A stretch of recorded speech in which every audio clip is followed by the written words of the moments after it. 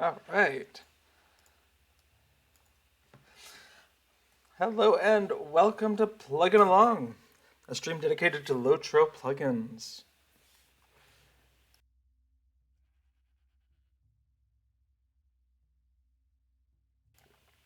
Last time on Plugging Along, we started a new plugin to track when crowd control is broken by taking advantage of the display combat state breaks notice in chat windows option. It's a mouthful. In fact, I'm going to pull it up here. Make sure I have that right. Break. Display combat state break notices in chat window. When enabled, you'll see a notification of who ended some combat states such as rooted, dazed, or feared by attacking or damaging the target. They're displayed in the combat event chat filter. Lovely. Today we're actually going to take a slight diversion to the deed tracker plugin. Update 32 came out recently with the angle and the Schwalshaws, and a number of small bugs have crept in over the last update or two. So today we're going to squish as many of those bugs as possible and release an update so that all of those new deeds are out there. So, as always, feel free to jump to chat with your thoughts and questions. And in the meantime, away we go. All right, so first of all, let's go ahead and open up our plugin manager, and we can see there's a couple of plugins here. These are all the ones that fall under the Cube plugins, and deed tracker specifically. I'm gonna go ahead and hit the load button there just so we can see it working before we start breaking it, or possibly fixing it. Now this is a pretty fresh version of the deed tracker. I have moved all my existing plugin data files away so that we have a blank slate to work with, and then after the stream I will put them back. And it's a very handy way to mess around with a plugin without actually affecting your actual data that you use with that plugin. All right, let's go ahead and start opening up some other windows. So we've got here a Sublime text window. That's what we'll use for editing the plugin files. We're probably going to reference the API at some point. Just in case we want to do that, we'll go ahead and pre-load that up here. Maybe move it less underneath my face. Excellent. And let's go ahead and open up our source control application. I'm using Fork, which is wrapped around a Git repository. Okay, so I don't want to open a folder, I want to open a file. Open a file. And so we're going to go into Documents, and that's Lord of the Rings Online, and in Plugins, Cube Plugins, Deed Tracker, we're going to find, first of all, our to-do file. This is a poor man's version of a bug repository for me, bug and feature all in one. Oh, here we go. Fork takes a few moments to load up, and here it is. Okay, so we can see a whole bunch of things for crowd control broke. You know what? Let's go ahead and commit that while I'm thinking about it. Initial version 1.0.0 changes to support detecting combat breaks and reporting to standard. There we go. And we'll just do all of those. Great.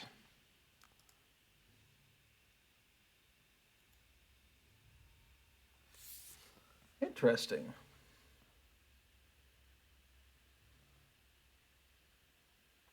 Sorry, apparently I've made the big time. There seem to be some bots spamming chat. That's exciting. I think Moobot is already on the case here. That's wild. Well, whoever you are, I don't know what that was, but maybe stick around and learn something about coding plugins in Lua for Lord of the Rings Online. Okay, so we can see here some recent additions to my to-do file, tracking some bugs, and oh, I needed that for the crowd control break. All right, okay. I'll go ahead and commit that. Push those out off of my system. There we go. Okay, so in this to-do file, we can see some stuff that's popped up. Now, What I'm planning on doing is just going through, and for each one, I'll see first, can I reproduce the problem? And second, can I fix the problem? And if both of the answers to that are yes, then away we go. And if either of them is no, then we'll just put it lower down on the pile. Okay, actually, that first one's gonna be hard. I'm gonna ignore that for a moment. I'm gonna mark that as hard. Okay, so enmity of the goblins. This was a problem. I recently changed internally how class, race, and vocation deeds are annotated. And darn it, a couple of bits of code are still using the old version, not the new version. So let's take a look at that. So if we come on in and complete enmity of the goblins, well, that didn't work. All right, let's back up a second. Let's go ahead and make ourselves a new tab. And we're going to call this one, we're going to rename it to be plugins. And in general, that means we want error and standard. As a plugin, we can write to standard, and if something goes wrong, it goes to error. All right. Let's go ahead and turn on verbose logging, always useful. And did not find an uncompleted deed matching enmity of the goblins. All right, that's exciting. Let's come into class here, or I guess I should say race. All right, I misspelled it. Enmity, of course. I was typing it down live while we were encountering it in the wilds, and Sublime Text, for all of its delightfulness, does not have built-in spell check by default, I don't think, or if it does, I don't know how to turn it on. So, all right, enmity, let's do that. Oh, interesting. Well, it is possible that the person who reported it was running with an older version, the previous version, and that I did actually fix this in a recent change. Awesome. So we'll put a pin in that, but it's looking pretty good for that. What they were experiencing, and you might also if you have the 133, is that they were seeing a disambiguation window, which is what you see if, let's see, if you complete something like Warg Slayer, it'll say, I don't know which one that was. So the disambiguation window was popping up with like 4 different versions of enmity of the goblins for Hobbit and the other races. And so it was just the same thing for different races. Okay, looks like that's actually not a problem. Sweet, one thing down. Speaking of which, I noticed when the completion window is closed by hitting the escape button, which is a new feature, the background color doesn't get cleared out reliably. So let's make that happen. First of all, let's undo, and then enmity of the goblins. Let's go ahead and trigger the completion. If I hit escape, and then come back in, we can see that's still blue. And what should happen is when you close this window, it should unblue this just changed. Now, what is that for? That's really for if you complete multiple deeds at the same time. This can happen legitimately if you're doing, for instance, the final deed before completing Deeds of Breland, for instance. So let's actually just set that up. We'll just say Slayers is done, Explorers is done, and we're going to go ahead and complete Breland Adventurer Final. And if we do that, we can see, we'll complete Deeds of Breland. If we do this, we should see both of these come up in blue to show that they are both the most recent thing. And so what was happening, what I was seeing in the wild is I would unthinkingly press escape to clear it, and then it would later pop up again. Let's just say Warg Slayer, and we'll say that's Lone Lands. Okay, and now notice it looks as if all 3 of these are still recent, when in reality only Warg Slayer should show up. Okay, so that's the problem. Now let's figure out what's wrong. In fact, let's go ahead and uncomplete a bunch of things here. I do not need those completed. Okay, so let's go to the code. First of all, we know it is working correctly when the window is closed, and we know this is done in the completion window.lua file. This is what governs everything about the completion window. So in the completion window, we're going to go ahead and figure out there seems to be two different ways for the window to go away. And why is that, and should it be that way? Okay, so this is a constructor. Doesn't look like we need anything in there. That's just a singleton thing. All right, create window, item changed, click, dot closed. Awesome. Okay, so this is a relevant thing. Self.closed is a function. Now, one might ask, where else do we see self.closed? One might also ask, how is the escape key being handled? So it's possible we're forwarding that on from the main window. Let's take a look at that. Escape. All right. Completion window. We're just bypassing. We're calling it hide.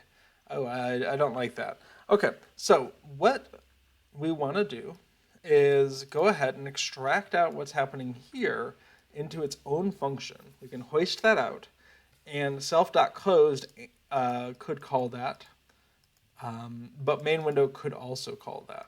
In fact, we could just call the function closed. Do we already have something like that? No.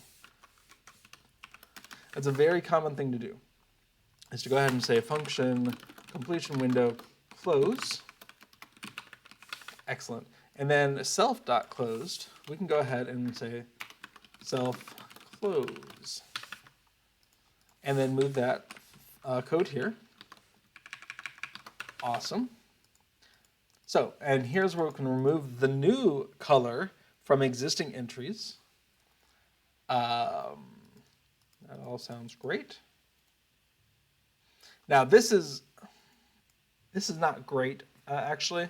We're just going through every item in the list. That could be 400 items, that could be one item. In an ideal world, we might actually keep track of which ones have an alternate background color. On the other hand, iterating through 400 items and saying set color to something that it already is shouldn't take very long. But to do that every time we close the window, I'm not a fan of that. That's a place where maybe there could be some optimization to just have a counter somewhere that says the first N things, the first 3, the first 4 are that color. Yeah, that's just a thought I have when I look at this. That's not a thing that warrants being on the bug list right now, but maybe someday. All right, so we have a function that we can call now. So here's where we want to go ahead and call close instead of hide. And that's it. That should be enough. Let's go ahead and unload the deed tracker. We could have also just reloaded it. All right. A downside of there being so many deeds in the game is it does take a minute to load the deed tracker plugin. Okay, so here we are. So if I want to go ahead and simulate having completed a deed again, let's go ahead and we'll do something that is unambiguous. We'll come on in and complete Enmity of the Goblins 2. Awesome. So we can see in this window 2 blue and 3 not blue. If I hit escape here and come back in, awesome. We can see that those have been unbluified, and now all of them are the same black. In fact, if we go ahead and just clear that list, undo that, and come back in, complete, hit the X, come back in, we can see it's unbluing there. Go ahead and do it again, escape, come back in, perfect. So that is the fix that we needed so that that blue goes away either way. There we go. So let's go ahead and open up that README. And then, was this actually a 134 change? Yes, actually, this is a bug fix for a new feature, so it doesn't actually need a README. It's not going to change anyone's experience except maybe some of the beta testers who were suckers enough to actually download this thing. So this is great. We can go ahead and just commit the change, and that was when escape closes completion window, clear blue backgrounds. Good enough.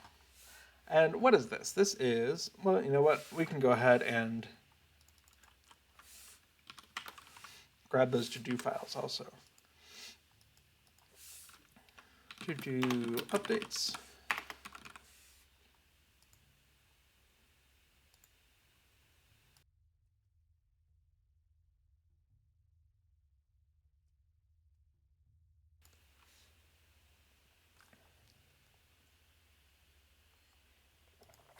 And here's where we can go ahead and commit our bug fix. Completion window, and that's also a main window change. Excellent. You know, I had a note to myself. I wonder if I can just stash that. Needs to process data. Okay, let's get that out of there.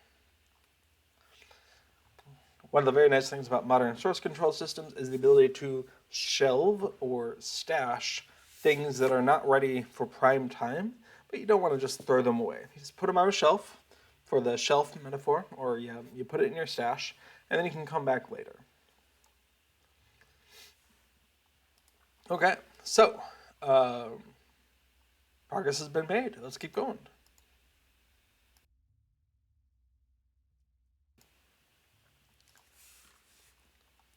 All right, so the one sheep reported a problem with German files. And unfortunately, this seems to be a problem with the files, the data files themselves.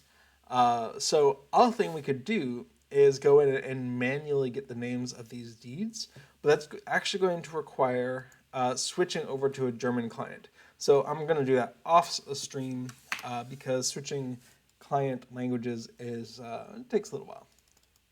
Okay. This was something that came up on a stream a time or two ago, was the idea of creating backup files, not just overwriting the same file over and over. I think it's an interesting idea, at least a single backup file, just a rotating thing, but actually taking into account that a file is bad, looking for backups, those are all easy things to get subtly wrong, so that you're either overwriting a good backup with a bad current file or something. And so I think I'm going to keep that in the back of my head as a thing that I could do, but not worry about that for this release. Okay. This was a conversation I was having with someone. A problem with WorkSlayer specifically is that there's so many WorkSlayers, including a quest in the North Downs. And so we were having a conversation that when you complete the quest, you get Daggerus's leggings. And so it would be possible to look for that in the loot channel and to say, oh, well, you got those, therefore. Now, a problem I have with that is right now we're not looking at anything in loot, and I would hate to have to start parsing loot messages just for this one stupid quest in the North Downs. I speak unkindly. The quest is great. I wish it was not named the same as like 7 Ds. And so, yeah, in quest we see completed WorkSlayer, but we also see some other stuff that maybe we could key off of.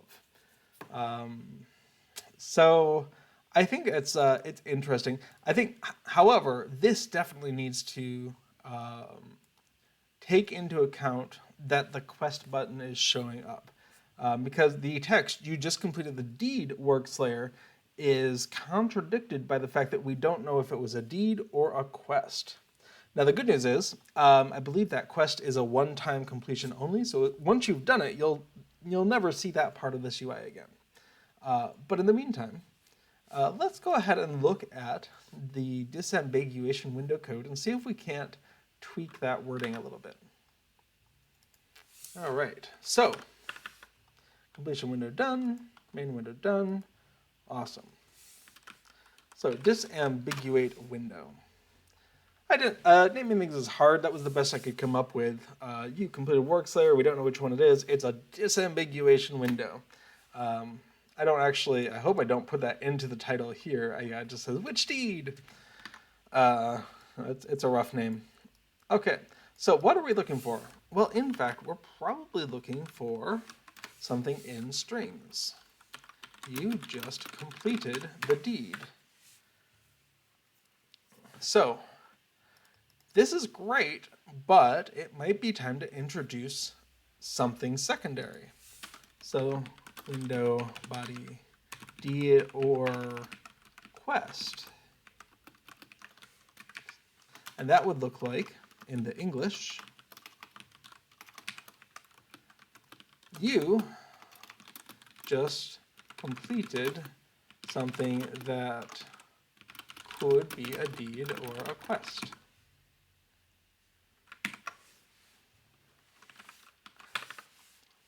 Now let's go ahead and make that all caps. Okay, so a question is, where is window body deed being used? Well, we can go ahead and do a recursive search in the deed tracker folder and find all the uses. Well, good news, it's only used in one place. That makes it much easier to find. Okay, so label select deed, set text. So the real question is, do we know at this point if we're going to have the quest thing in there or not? Well, let's find out. Let's step up one level and see where is draw main label coming from. All right, we have set deeds.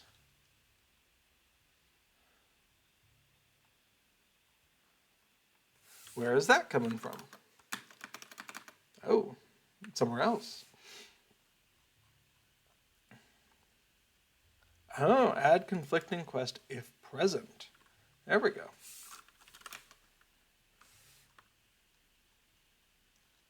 Okay, so that is happening inside set to deeds. Draw main label is happening over here. So, if add conflicting quest if present were to return whether or not we did do that, then we could key off of that. Okay, let's go ahead and look at that. Add conflicting quest. Do we currently return anything?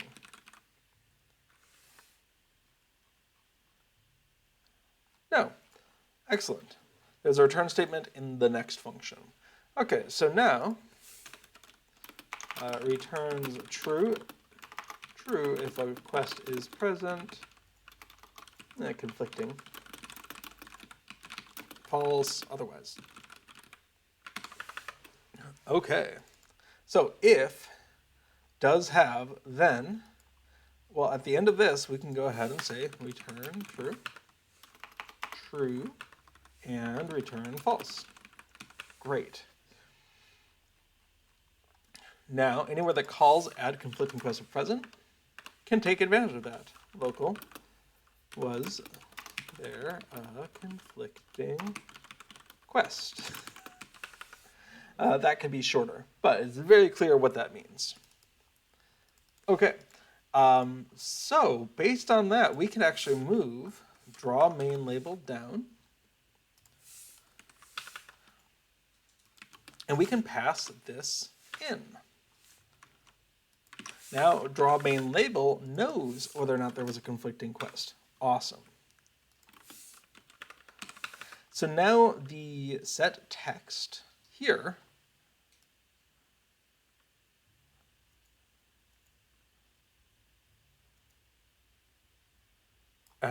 window body instructions might also change. Let's see what those are. Window body instructions. Yeah, okay. So we're going to want window body deed or quest instructions. Clicked select deed or select quest next to the right one. And I don't know what the German is for that. We'll come back to that. Okay, so now we have two different strings to use. If was,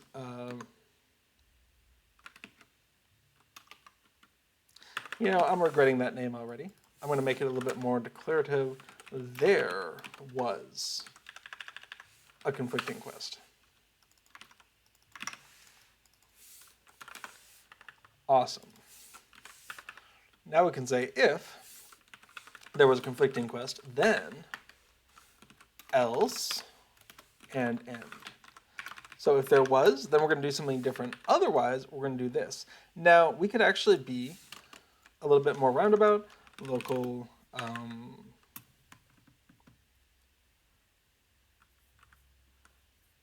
let's see, title equals that, local instructions equals this.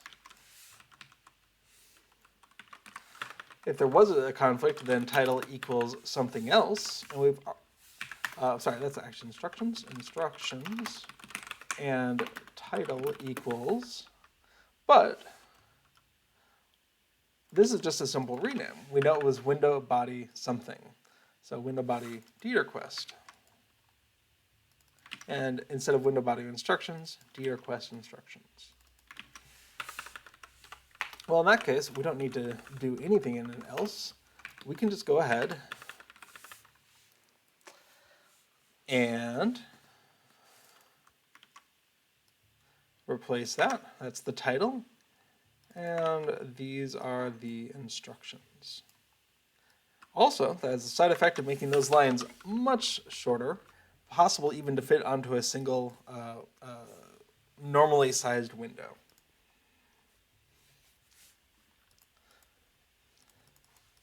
Okay, now we have custom text based on whether or not there was a conflicting quest.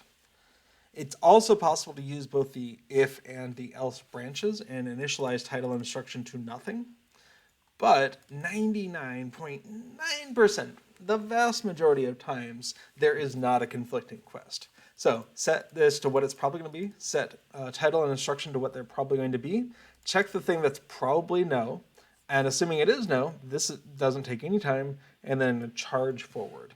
And the very rare cases where that is, we've done a little bit of duplicate work, but the list of conflicting quests is not very long. Okay, so let's go ahead and see how that looks in game. Let's see if we made any mistakes in the code first of all. So we're going to do a reload plugin. Oh, you know, I saw something that the Prime plugin people are doing that I actually really like, which is their reloader, which they do ship with their plugins. Documents, moving along, has, I believe, a tilde at the beginning of it. And I find that very aesthetically pleasing because it keeps all the reloader stuff at the very end of the list. So for instance, Prime Bags Reloader, if we pull that in, we can see the name here is tilde Prime Bag Reloader. I'm really liking that. I think I'm going to borrow that idea. Now that I'm thinking about it, let's go ahead and just do that right now. So we're going to go ahead and come in to Cube Plugins, D-Tracker Reloader, great, and the name tilde. And if I do a refresh here, we can see that the reloader is all the way at the bottom. In fact, we can do that.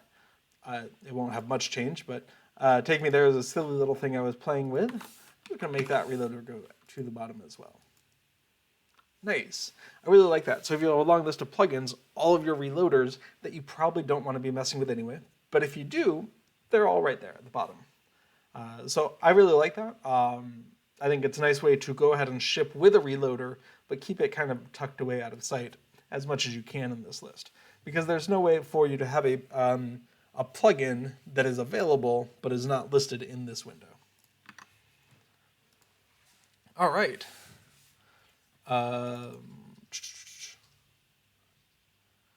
Let's give this a try. So we have Workslayer. Haha, that is not great.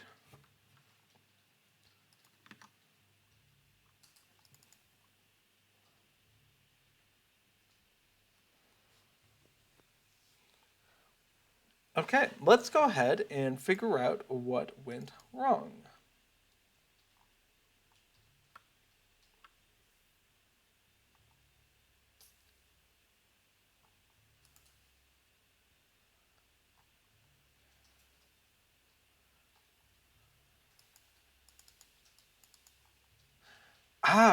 First of all, we're doing some string formats, but we forgot to include our string format flag here. And then, let's see. Okay, so we definitely want to remember to have this. I don't think that was the only problem, but that was definitely a problem. So let's go ahead and reload so we have one less problem going on here.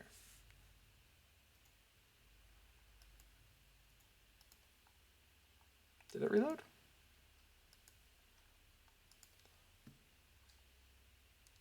Oh, haha. The reader loader doesn't work because of the rename. I was so fast to do that.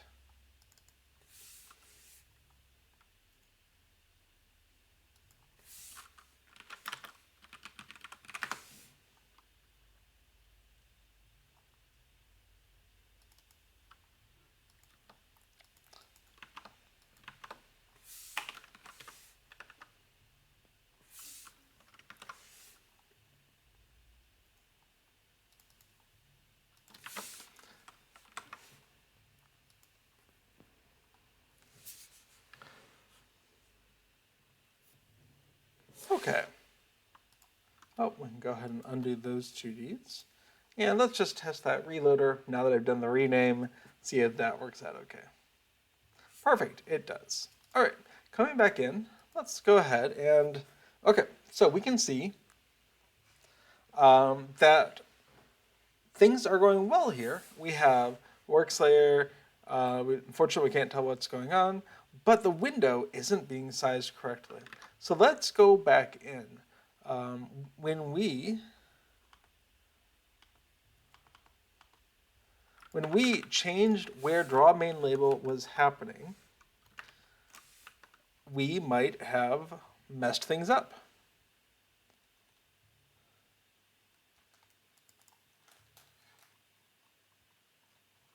Yeah, so these add deed sections. So, okay.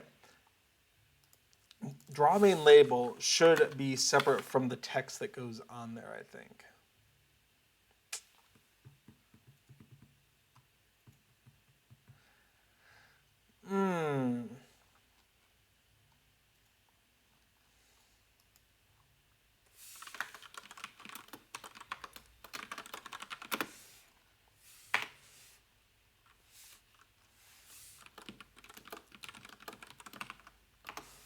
Okay, so we're going to separate out the code that updates this just in case. So if there was a conflicting quest, we're gonna separate this out. And if there was a then, we're gonna go ahead and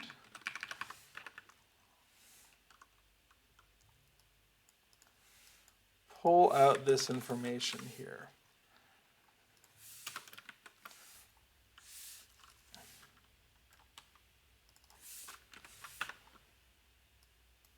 Like I said, this happens very rarely. So the key is just, is everything spaced out reasonably for this? Now that line's really long. I'm very tempted to do something about it. So we're going to set the text. We're doing a format, ... new line, ... get string. All right, great. If there was a conflict, we're going to set it like that. We do need the deed name. Okay. So we're going to call update instead. So here we can go ahead and restore this back to the original version. That's going to be the one that's right almost every time. Although here too, I think I'll give some vertical spacing because this is just getting ridiculously long to read. So ... new lines, great. All right. Thanks, Moobot. There's stuff in chat. So let's go back to where that draw main label was moved to. And here's where we actually want to do self update main label text deed name. There was a conflicting quest. Okay. And we're going to go ahead and put this back somewhere. I can't remember where it was. So we want to come back to our source control. And that was disambiguate window.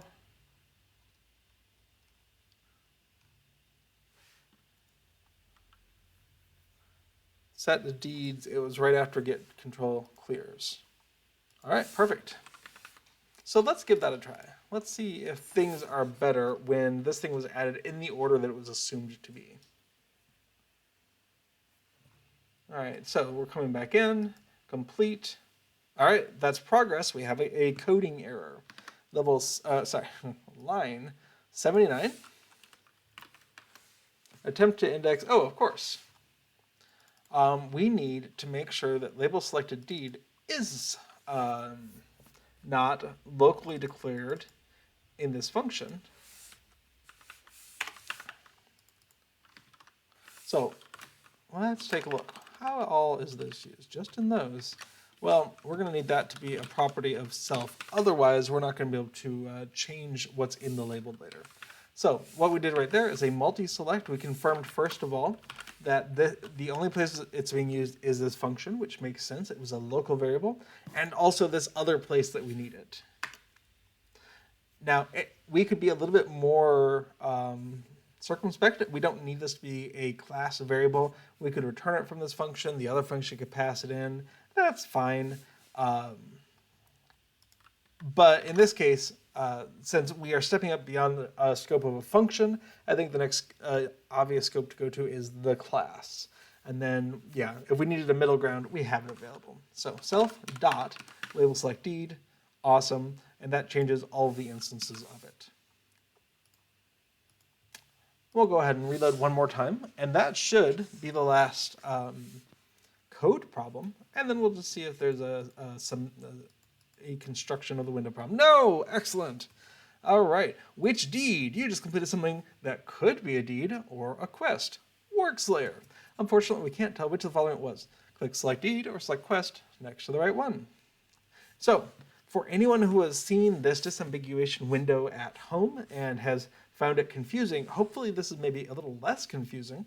Feel free to pop in chat there if it's still hideous.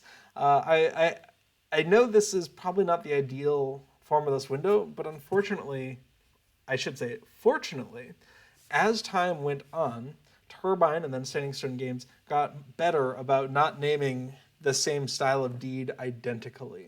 If we come on into, let's say, Rovanian, and we go to Western Rohan, we'll see that their Slayer deeds are all of the Western Net.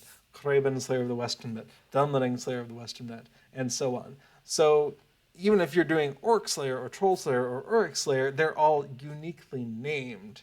And so this window is really definitely a pre-Riders of Rohan. Let's see. Great River, how's that? Slayer, yeah. So Riders of Rohan is where they, I don't know if internally they were like, it's going to be a problem that we have 7 of the same named deed, or if it was just a different process that really helped smooth out this wrinkle. So this disappears over time. And it also disappears over time as you complete the deeds as well, because it only offers the one that deed tracker thinks is not there. So it's not a great window, but it's also one that kind of fades out of necessity over time. But either way, we at least have better wording, so if you only read the first line, you know there's a problem. Before it said you completed a deed, now it's highlighting in that first line, yeah, we don't know, shrug emoji. So at least some progress has been made. Awesome. So, it is true though, for that specific quest, which conflicts with so many deeds, it is possible we could do some more advanced chat sniffing to keep an eye on these things. I'm just reluctant to open ourselves up to a whole new chat channel just for a couple of oddities like this. All right. So, Did I actually get close to what my notes were like last week? Unfortunately, you just completed something. You just completed something called work Slayer, or something could be a deed or quest. I like the deed or quest line in the first. All right. Unfortunately, we can't tell. Click select deed or quest if it was actually the quest. This is very similar wording. Maybe that wording was better. But I'm going to go ahead and call that done for now. Okay. So let's look at what changes actually happened here.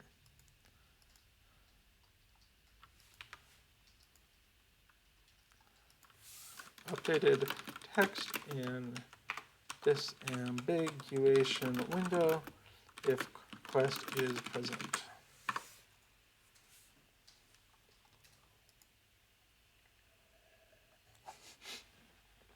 Little Redhead says, unfortunately, we can't tell, it doesn't seem accurate. You can tell, it's one of the following list.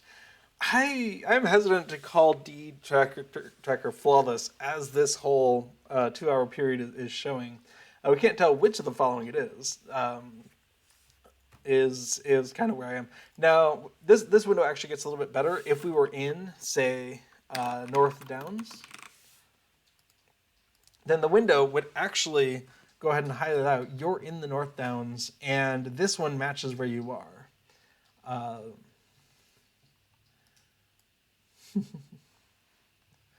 Little Reddit says, there's a 90% chance there is one of those. Absolutely. I've been using the color coding here. Your location is the North Downs, this one's the North Downs, as my own way of highlighting. I could see a desire for the background to be different or some other extra highlighting as well. So this will be a work in progress to refine this UI. Okay. Disambiguate window. So we have, why are those things different? Oh yes, because I'm going to go ahead and pop that out into a external comparison. We have a bunch of self dots. That's fine. There's an extra new line there. I don't think we need that. Unfortunately, escape closes that window if there are no unsaved changes. Okay, so those are great. We split that out into a readable number of lines. Self. Awesome. And then we have, let's line up there nicely. All right, we have a new function, update main label. If there was a conflicting quest, then we'd do the special stuff. Awesome, we had a little comment here, some return values, draw main label with that. Oh, that is actually a problem. On line 236, we're using a variable before it will have a value. This is why I like to review these things before I commit, especially when we're slinging code all over the place. So there was a conflicting quest. That is not going to be available. So let's default to false. That's correct most of the time. And we'll fix it in post, as they say. Okay, so we're not passing the wrong variable name here now. Excellent. And then local, there was a conflicting quest, and then update main window text. Awesome. That all looks great now. So back to our source control. We're going to go ahead and take a snapshot of that. Oh, that's different, that's different. We'll come back in. And the strings, we do need those updated strings. Okay. Let's go ahead and take that snapshot. One thing we'll want to do, though, is this is going to be a change that's going to be released. Let's go to the README file. And in UI, updated text and disambiguation window if quest is possible, I'll say. Example given. If you don't like the Latin, Word Slayer.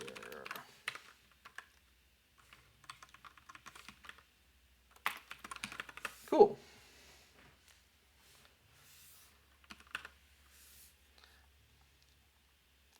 And let's go ahead and commit that as well. And we're good to go. Now, while I'm at it, prefixed, all right, I'm going to discard that one since I haven't made the other changes. Prefixed reloader with a tilde. Neat.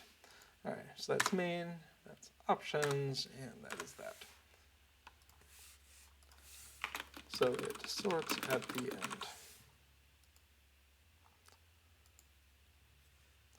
All right, progress is being made. What is next? Thanks to the race chain token, you could have extra completed deeds that another character of your current race doesn't have access to. A non-current racial deeds shouldn't count for your total completed deed count. That's an interesting idea. I don't think that's necessarily a current bug, but it's definitely a little edge case to think about. I have some notes on the Defenders of the Angle for Titan Bar. Not sure why that's here. It's fine. For Titan Bar.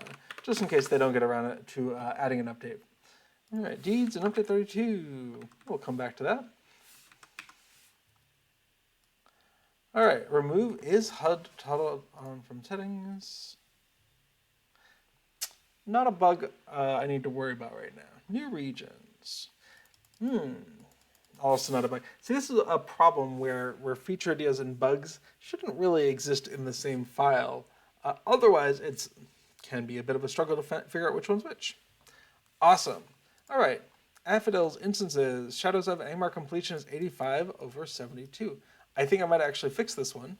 But to see it in action, let's go ahead and come on into Shadows of Angmar.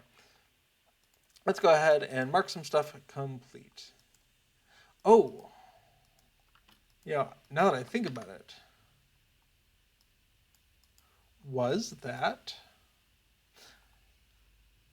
Okay, so instead of trying to replicate it, I'm actually going to pull in Affidil's actual save files. So, easy enough to do. I have them saved off here. So, documents, plugging along, active stuff, and that's plugin data. So we're just going to drill on down. That is Treebeard and all characters. And then we'll need to go to the same location in our Lord of the Rings plugin data. So, plugin data. And you know what? I can just get rid of what's currently there. Yeah, never mind, that was the wrong idea. Undo. Treebeard, all characters, and then we can go ahead and replace the existing one. Lovely. All right, let's load that back in.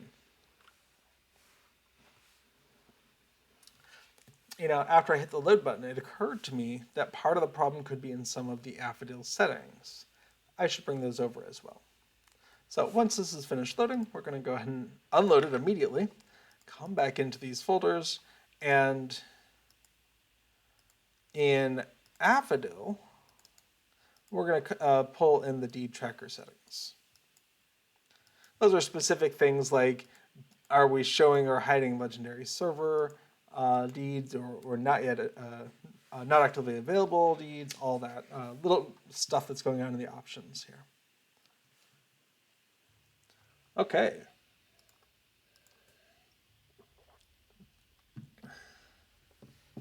Oh, current level cap on this legendary server, 60. And this is a legendary server. And it's a difficulty server. Neat. Okay, so let's see if we can replicate that problem. If we can, that would be annoying. So first of all, we have to not hide completed deeds. Awesome. So a problem I was having was that deed tracker had incorrectly marked a couple of skirmish type deeds for Woe of the Willow and what is the other one? Woe, it's instance other, Agaroth the Narrow Delve. So when you complete those at tier 1, there's a quest that's identically named to the deed, and I had the minimum level marked for those deeds incorrectly. And so some stuff was marked that shouldn't have been. but we can see that's been undone here. So I'm not actually replicating, and this is a thing where I need, if I see a problem myself, I really need to save off the configuration files that caused it. But I think this was fixed with that. Okay, neat. Another bug that was fixed previously. Awesome. Check for, that's a feature. Here's a feature request, but from someone who wasn't me, and so we'll give it slightly more attention. Don't remember the tab I'm on when switching characters. That is to say, if I had a different character loaded in here, in fact, we can do that. That's pretty easy. When you switch to that character, DTracker was remembering which tab they had focused on last. And I could see where that would be a little bit of a disconcerting thing. Especially if you're trying to compare, say, class race epic with their class race epic, and it keeps on going to instances or something. So let's go to all characters and DTracker. We're just going to pull all of these in. Yep, replace. All right, and we can go ahead and load the plugin back up.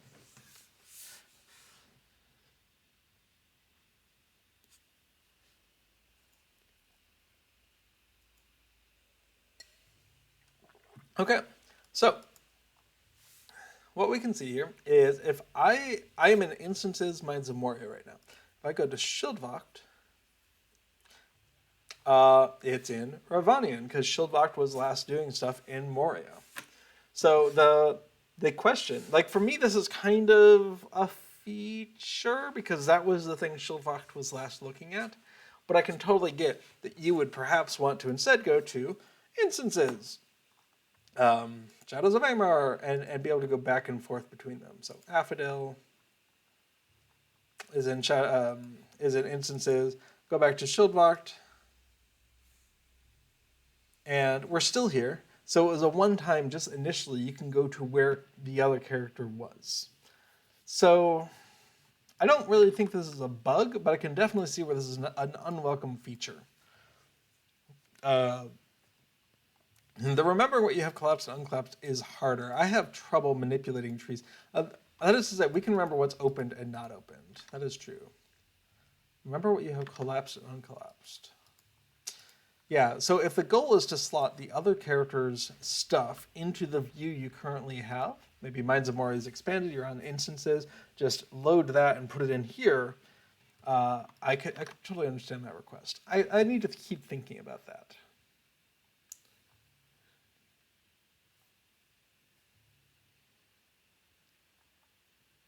Okay, here's a session play one. I don't think I have played around with session play very much, which is, I'm trying to remember, do I have easy access to a session play from here? Let's see. Where can I find easy session play? Question mark. Easy and repeatable session play. Okay. I'll need to think about that. Chicken play or Rivendell, says Tellurian. Which one in Rivendell? But I like the chicken play actually. Let's go ahead and check that out. I recently made a change that allowed you to look at the DTracker while you were in session play. It used to be that it just would not load if you were in session play, which I thought was a reasonable thing. But then I was doing a lot of chicken session play, and I wanted to plot with some of my kinmates about, oh, what should we do after this? And I couldn't open the deed tracker to look at my completed deeds to be like, we should do Scumfill, or we should do 16th Hall, or whatever. We weren't in Moria at the time, but, you know. All right, so let's go ahead and travel to our kinship member's house. And from there, we're just going to pop on over to the party tree.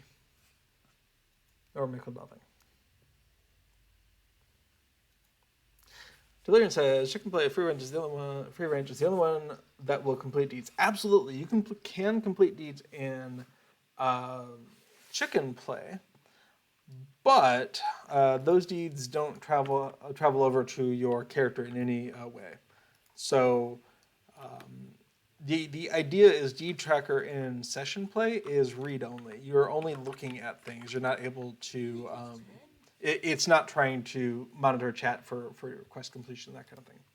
All right, so I've been advised Mikkel Delving is even closer, so we'll just go over there.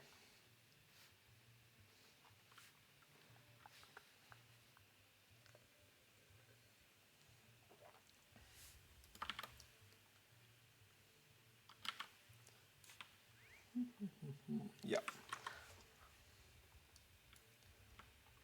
Absolutely. Delirium points out, if you're not familiar with chicken session play, in one of the sessions, the 8-hour free range one, you can complete deeds, but those deeds reset each time you leave session play. And if you don't complete all of them before that 8 hours is up, or before you die, then you don't get external credit for doing any of them, which is a little frustrating. If you're, one deed from the end, one objective from the end, and a wolf takes you out, that's kind of sad. When I do chicken runs, I try to front load the most dangerous parts at the very beginning, so I'm out maybe half an hour, but I'm not out 4 hours. But even so, mistakes can happen. All right, George. All right, give it to me.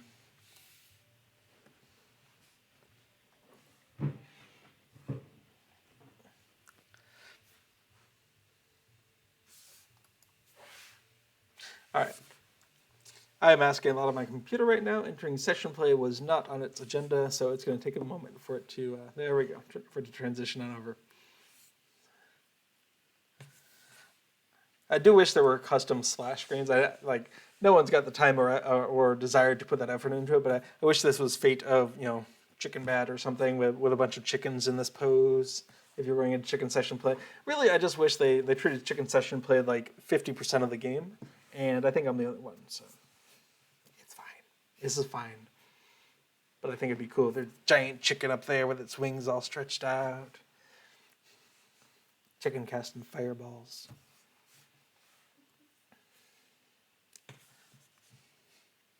Maybe we can get some fan art in here. Chicken holding a sword.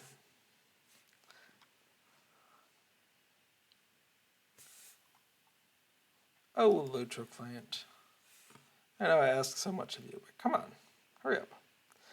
All right, well, while that's thinking, what else do we have? Okay, so when an error message might have been triggered when dtracker tried to record a quest while I completed well in session play.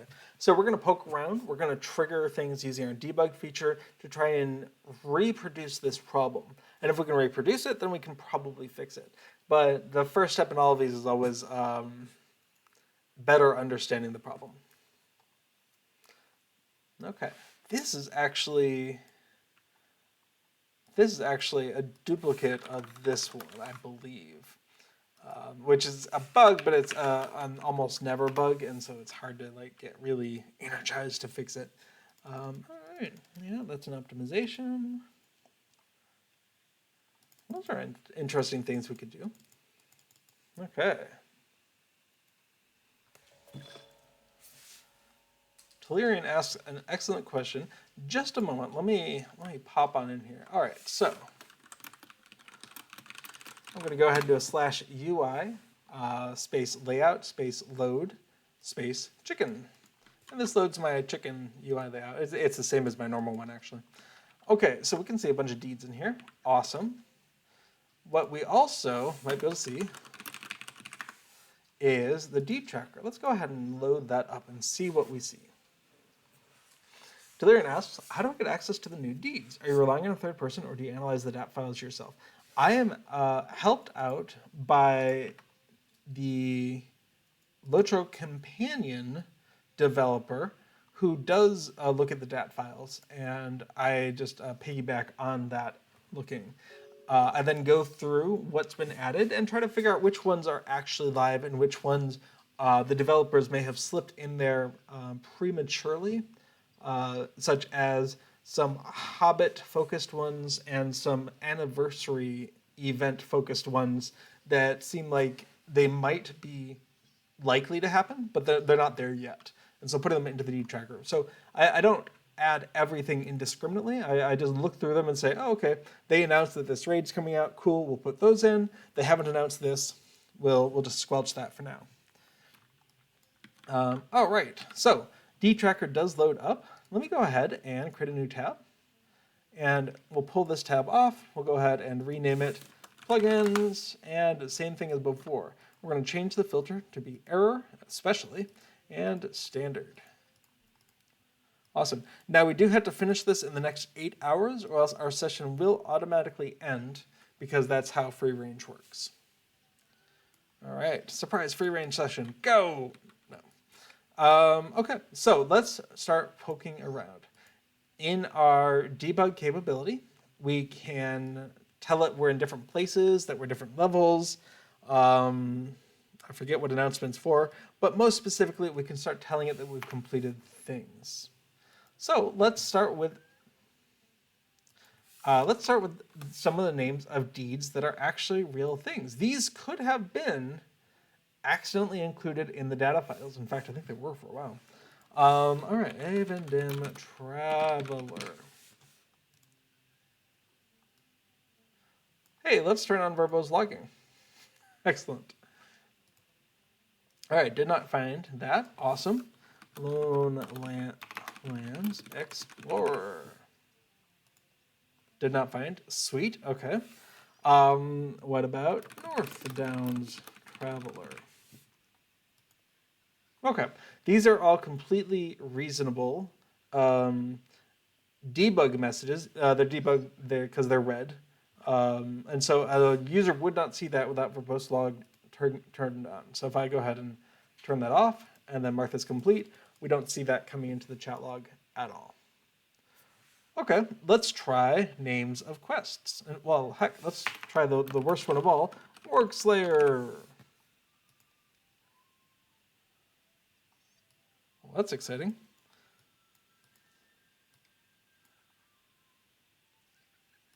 Let's expand that out. All right, so what are we seeing? Skipping stuff. You know, this is actually trying to do stuff. So this is not necessarily the problem, but why are, oh, sorry, this was LOTRO Companion. Why are we even paying attention to chat if we are in this mode? That's a question I have. So let's come on in. Oh yes, check-ins. How did I forget?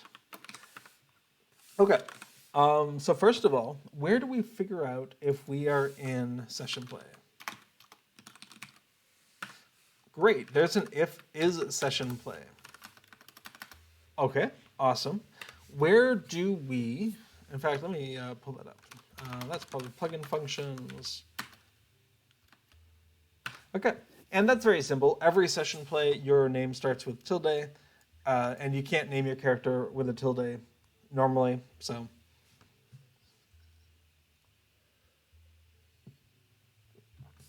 Oh, so, Tillarian, if you haven't seen it, LOTRO Companion is a very nice way to look at data about your character in an offline capacity.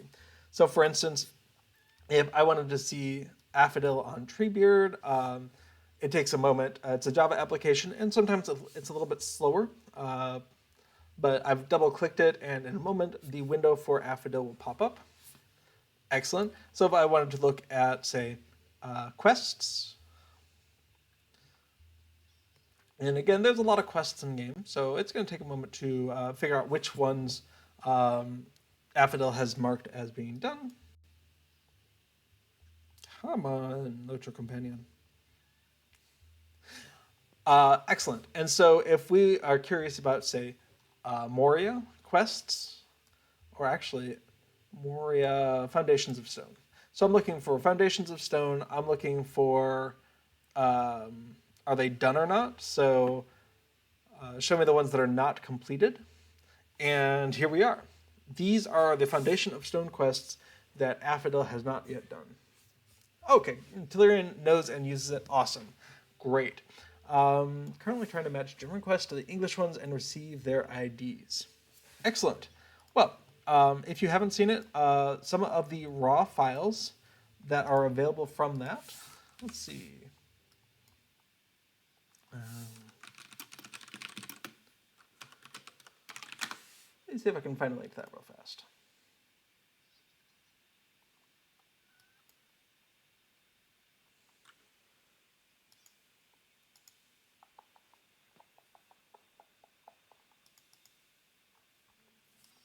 Okay, so where I go is the GitHub for LOTRO Companion / LOTRO Data, and the deeds.xml comes on up. So if I go to my downloads, I've already got this for update 32. Open this up. Up pops the English version. Of course, this does not solve the problem for German or French, but every once in a while I pester LOTRO Companion, and he's kind enough to generate one of these. So for update 31, for instance, it had been a while, and so there's a German version of this. And so that was where I was able to say, oh, lore of the blade. That's the same as die Klingenkunde, for example. So the German produced file is not part of his normal process, but he was very kind enough to let me grab those from him. Okay, so is session play is in play, but what's going on? Why are we still monitoring chat if we're in session play? Where else is this being used? Save current. Okay, we don't save if we're in session play. Awesome. But chat. Initiate chat logger. Well, that's a good question.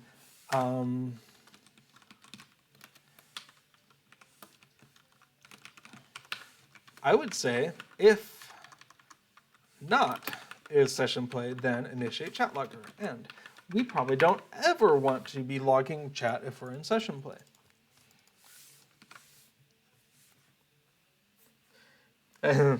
Loretta points out, Shire names are hilarious. Where is it? Over yonder.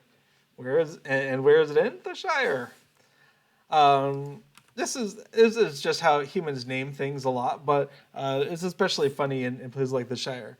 Hey, this place, it's by the water. What are we going to call it? I don't know. Bywater? Hey, that place, it's on a hill. What are we going to call it? The hill? What about the part over it? Overhill? Like, it's almost making fun of humans' tendencies to name things like the river.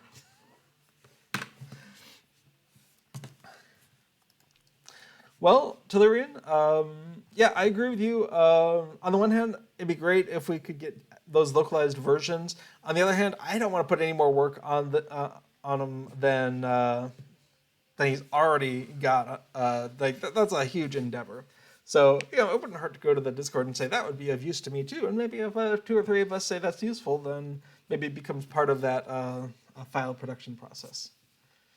Yeah, Tellurian's noticed there's some quests associated with the new area.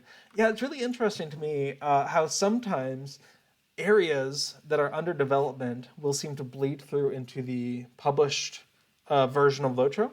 And I don't know how much of that is an oopsie with their branching system and whatever source control they're using, or how much of that is like 1% of our fan base is keeping an eye on this thing, and we're just going to tease it like this. So how intentional is it that the name Yonder Shire is spoken by people who have an interest in such things? Was that a complete oopsie? Was it just like we're going to put these breadcrumbs here and give you ideas? Is it like a secret code name and the actual name is going to be like Hithershire? Like they're just going to go change everything over completely, and it's like, haha, we fooled you. Yes, Tellurian points out, if you go in the right location in the North Shire, you might see a strange acting river between a lake and a waterfall. It seems to have a mind of its own. Oh, quest from Bingo's family might be in the works. Neat. Okay, so I have made a change here. So I'm going to go back to the plugins manager /plugins manager or the menu. And I'm going to go ahead and reload this plugin because ideally, now that we're in session play, we are just never looking at the chat. Let's take a look at that. Okay, so we can see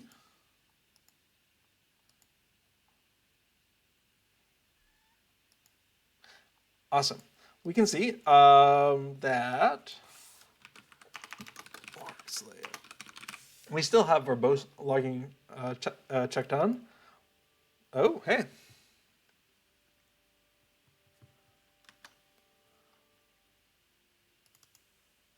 Well, that didn't work the way I was expecting to. Excellent. Let's find out. First of all, where is this called? Initiate chat loggers only here. Awesome. What about dot received? Where is that happening? Only here. Awesome. So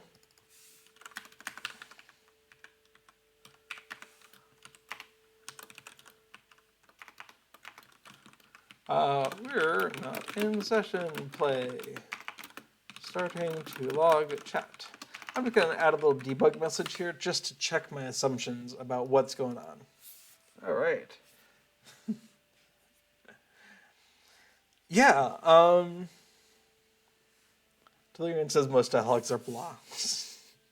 The literal quote blah. Yeah. So sometimes you'll see TPDs slip through to quest or deed that are kind of in preview status. I know the developers have said that they're excited to get out into the sun again after so long spent underground with the dwarves, and the Shire is certainly a sunny place. All right, so let's see.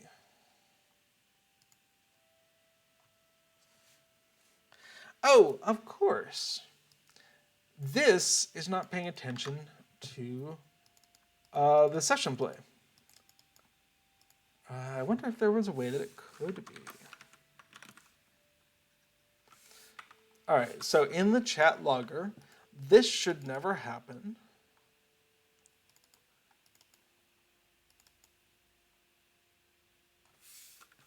So it's really the filter quest. Is it worth adding a check here? I don't think it is. I think just never initiating the chat normally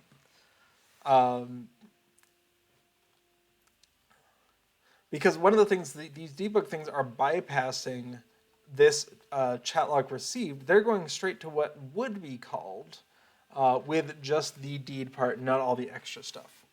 So, okay, yeah, I'm reasonably satisfied that we've got that check correct. All right. In fact, we could actually say if is session play, then, and then in here we're just going to do an else. So info deed tracker. Oh, we're doing a string. We should add that to the strings table. Localization. Okay, status loaded. Session play.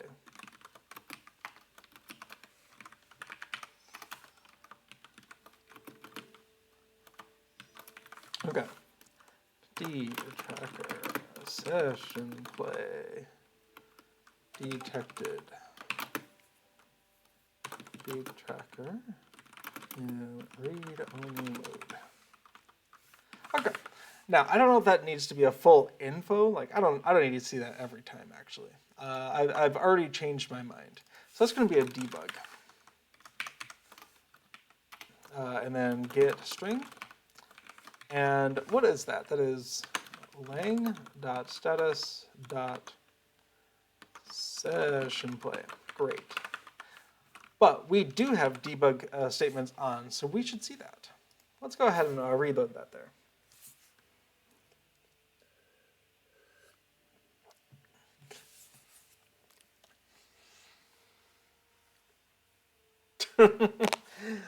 Tellurian is offering a German translation. I appreciate that.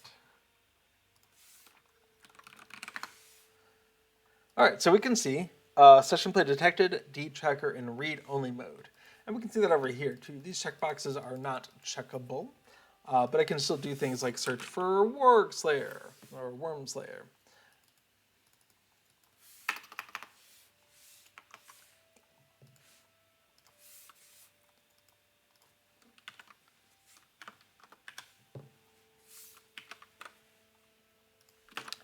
How would you translate the rest of it, though? Deed tracker in read-only mode.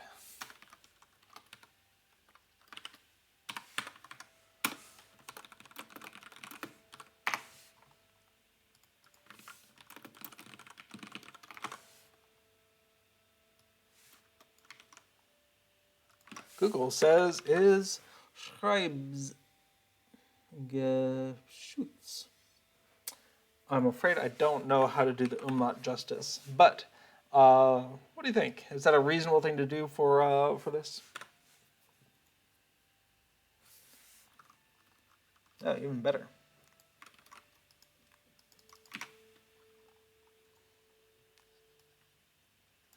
All right. I will be a slightly less enthusiastic and do a period instead of an exclamation point. Cool. Thanks for helping out with that German translation.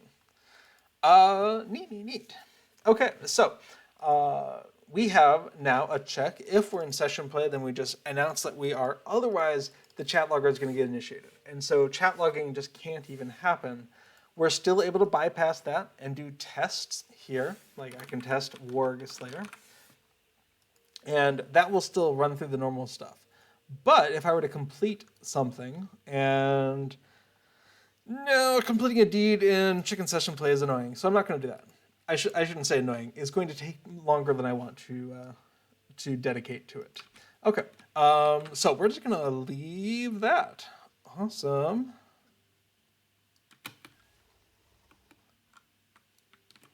Neat. Okay, so let's take a look at what changes have happened. Session play. Disabled chat logger for session play. Talking about the links at Thrassy's Lodge. That would be sufficient. It's just, that's a good 5-minute run. Maybe we could do that in the background. I'll think about that. The Shire itself just has a lot of stuff. And yeah, the Avondim's right next door, but you have to swim all the way across the lake. All right, let's go in and edit that to-do file. Not a cat. We're going to make it so you can't trigger anything, and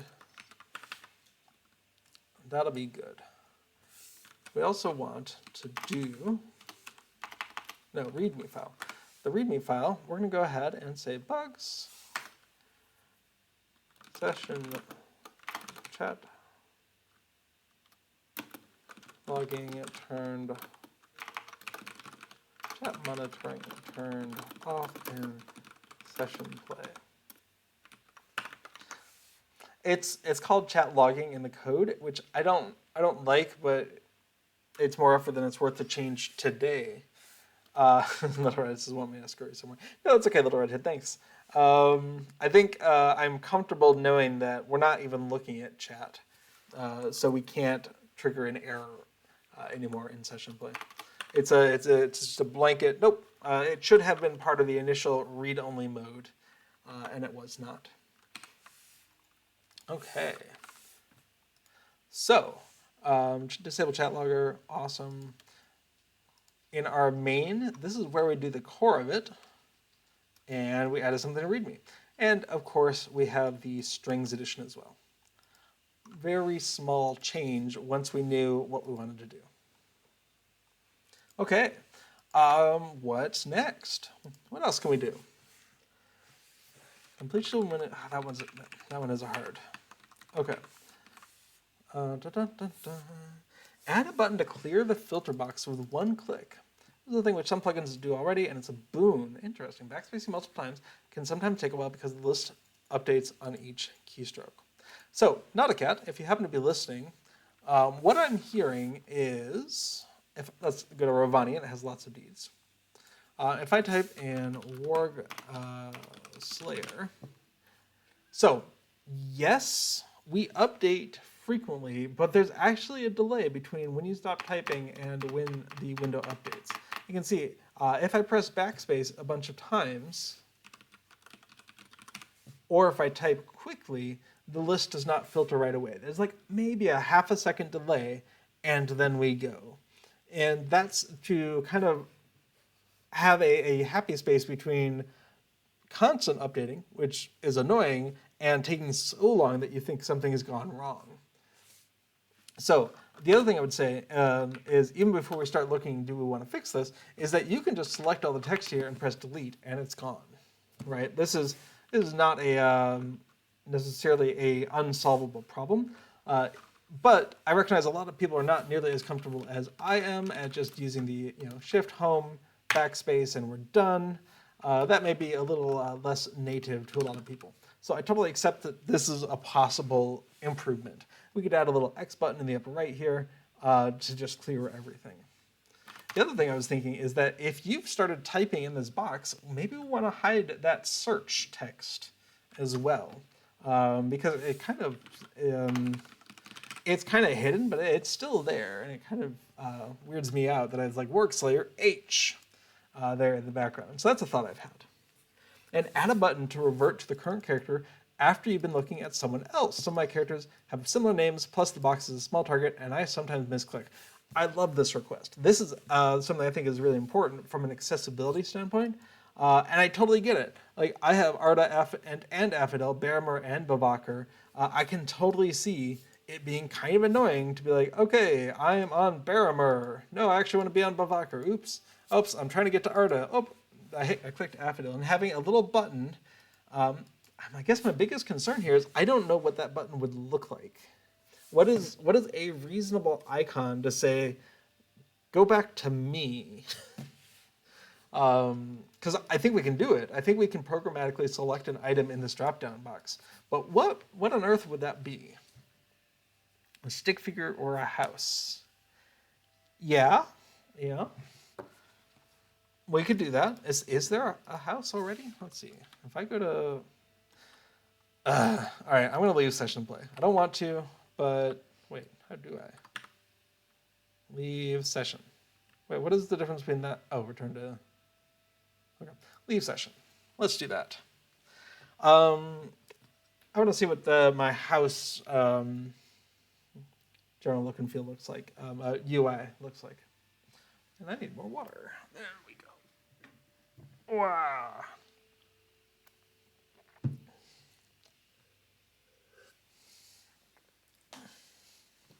So we're looking at a drop-down that is programmatically, we can change which item is selected.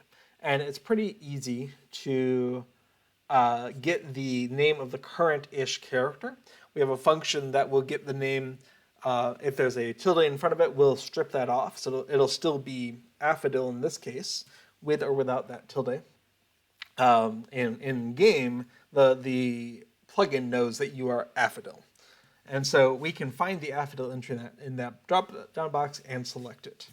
The hardest part is, figuring out what that icon should be. I don't know if a stick figure fits the aesthetic, though.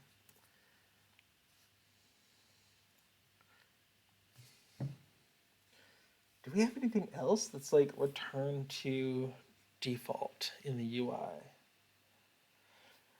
I mean, there's the sort button, which I used to use all the time in my inventory, and then I switched to prime loot, and it doesn't really have the same concept.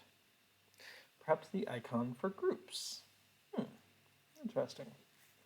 Well, let me wait for this to load here a minute, and then contemplate while I'm looking in game. That being said, add a button. So I really like this one because both from an accessibility standpoint, I totally get. Fortunately, I don't have precision problems yet with my mouse cursor of clicking specific things.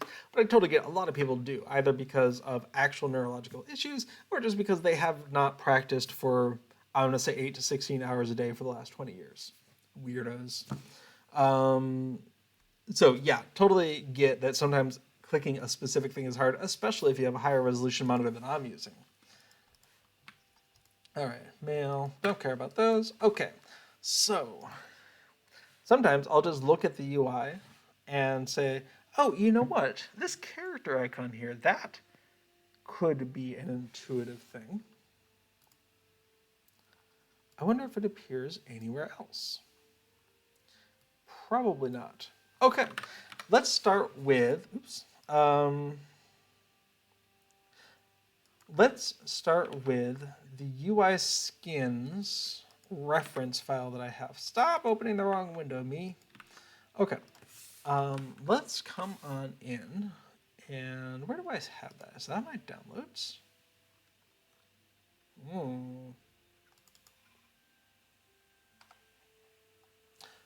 Wonder if I put it somewhere else. Just a moment. Where did I put you? Yes. Okay. So what did we call this? This was character.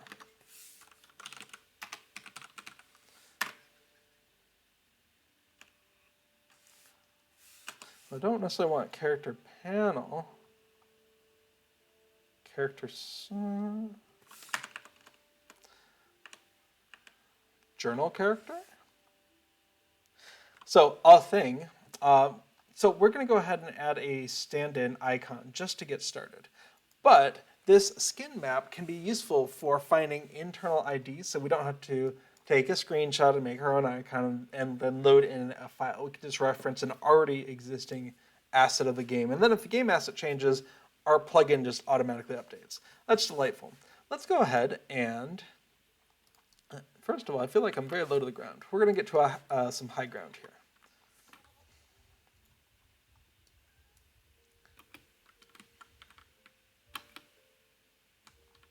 Well, that's embarrassing. There we go. Okay. That's much better. Streaming from the ground just feels unnatural. Okay. We have the main window. And in the main window,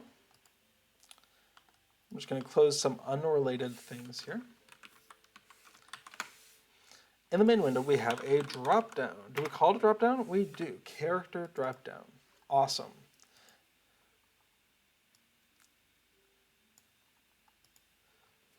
There it says, I really like the icon next to solo quests in the quest log. Oh, yes, yes, yes. I think I know the one you're talking about. The funny thing is there's this completely separate set of icons up here at the top, but then when you open them up, oh, is it that icon? I was thinking of the little ones here on the left, but we have the big tall one here, and we also have the icon here in the upper left, which is also on the table, except it seems kind of gendered. Whereas the one here is just a silhouette. I prefer that in this case. Also, I like the page behind it. But we're going to do a stand-in image, and then we can just start swapping in different IDs until we find the one that we like. So we have a character dropdown. I'm going to minimize our fork here so that I can have the deed log. I should probably load that sucker. Let's get the deed tracker up here, and then we can position it while we're looking at the code. To their end, you were thinking on the icon on the right, the solo character might be too large for usable space. Yeah, I think so. I think if I squished it down, it would be very abstract at that point.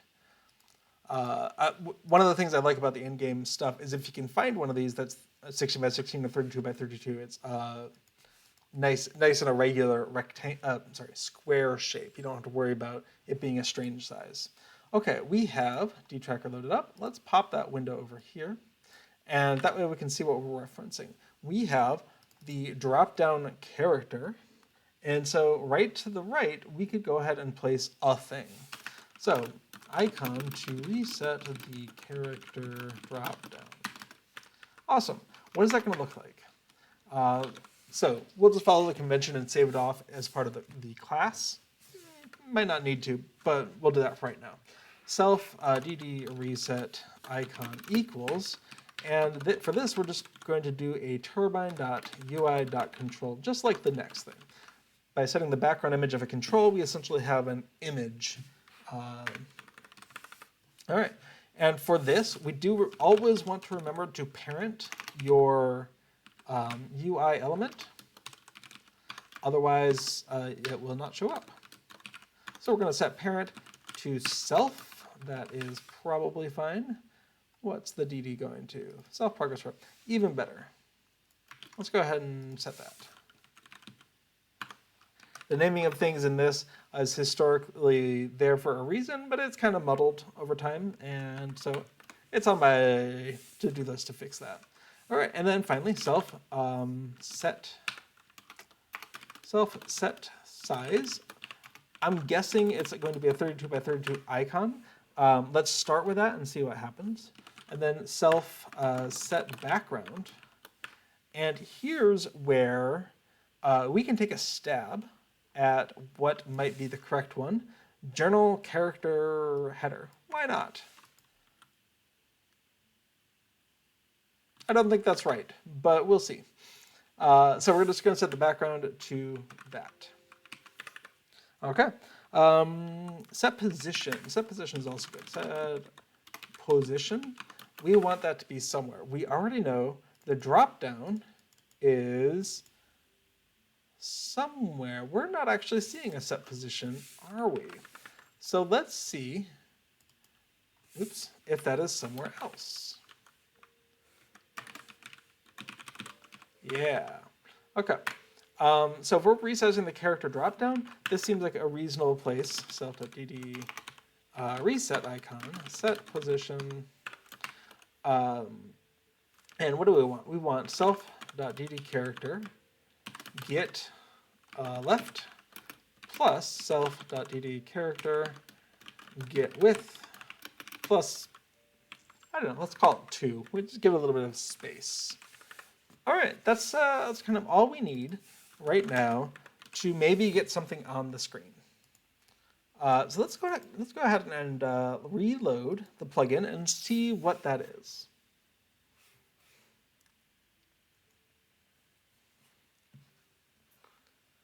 That is a syntax error. Neat. Attempt to index field, yeah, on line 551. All right.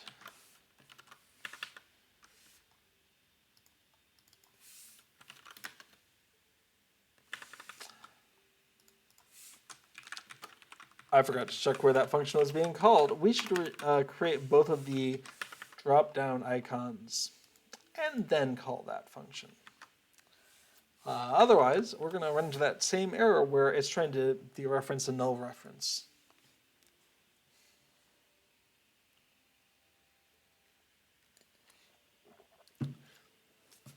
All right. All right, so whatever it was, looks like, yeah, that's definitely not the right icon. And it's definitely not 32 by 32 either. But when it said journal, I started to wonder. That didn't seem quite right.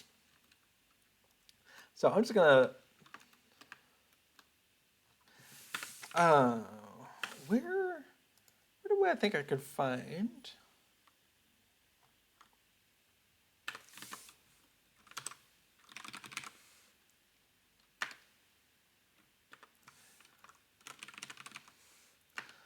Character panel. I don't want that. MTX menu. I wonder what that is. Is this an MTX menu?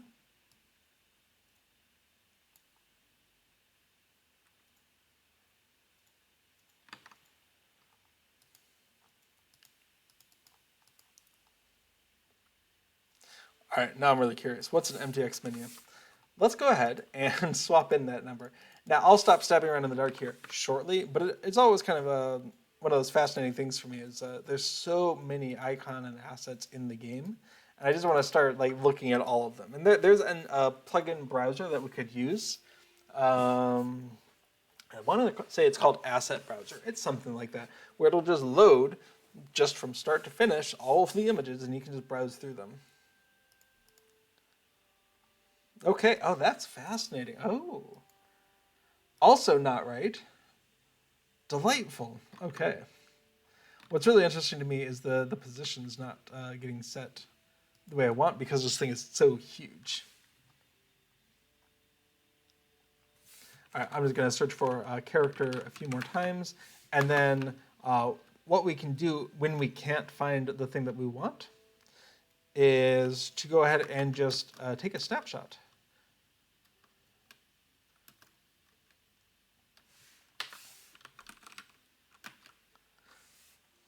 Now, I tend to think of this thing as a start menu. It's possible in game it does as well. We have a start menu section. Start menu.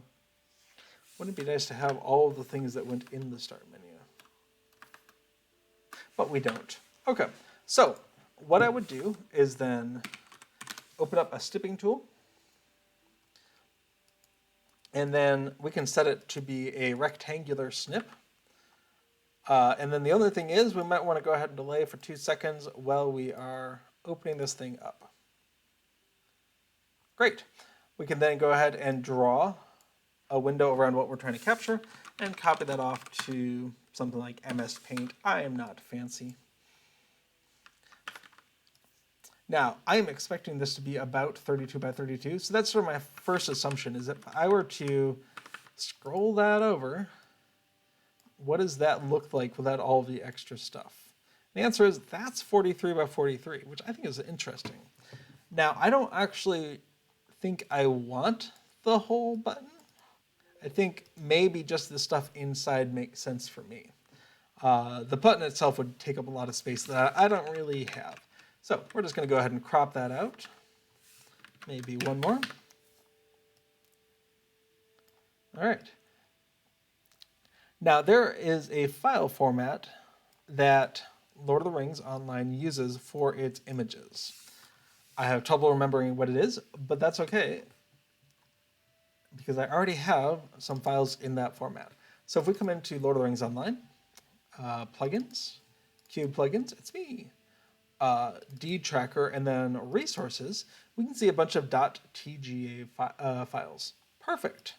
Let's go ahead and get this saved there. Now, MS Paint does not understand TGA file formats, but the GNU Image Manipulation Program, or GIMP, does. So I'm just going to go ahead and load that up in the background. It's a heavier duty program, so it's going to take a minute to load. And then we'll just create our own TGA to load this from. And it may be that sometime in the future, we'll go ahead and find that resource in-game. That's totally fine. But until then, I'm going to save out this initial file just somewhere. We're going to call that character. What are we going to call that? Yeah, start menu, LOTRO, start menu character .png. Great. We're just going to copy that, put it into a new image manipulation program, and save that as a whatever format it was that I just said I need it to be. Oh, I'm sorry, not save, export. We're going to export that as a something? TGA. Great. Fortunately, this program understands that. So we're going to go ahead and try to remember what we just saved it as. Downloads. Great. All right, so we're going to put it in that folder, and we're going to call it this. Whoops. So .tga. Export. It's going to ask me a question. I don't have an opinion on this. It might be that this matters to someone somewhere. I just accept the default, and it seems to work. TGA is a file format I know almost nothing about, except that LOTRO is not the only game to use it. So it must have its benefits. Okay, so we're going to go ahead and come back into the plugin files, and we're going to open up the images plugin file, and this is where we store our references to things. So in the UI, looks like the UI area, so we're going to go ahead and say drop down reset equals something. So we can make a turbine.ui.graphics.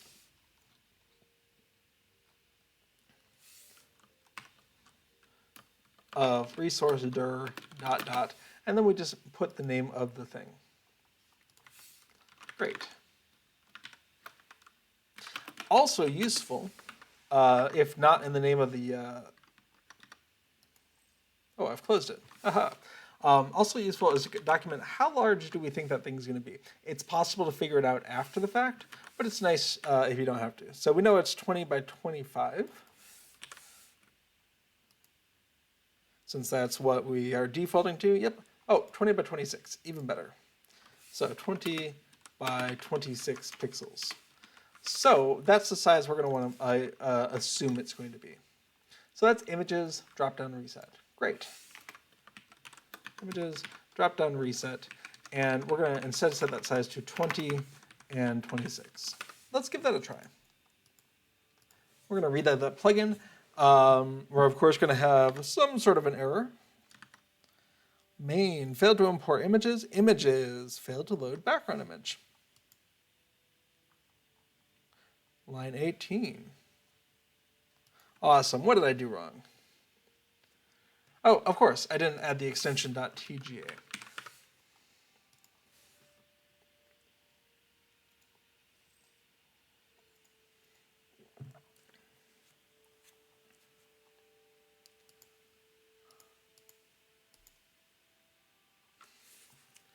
Okay, let's pop back on in here.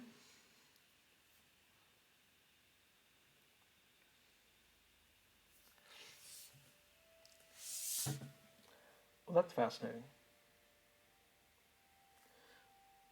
It is tiling in a way that was unexpected. Now, we do have our image. This is great.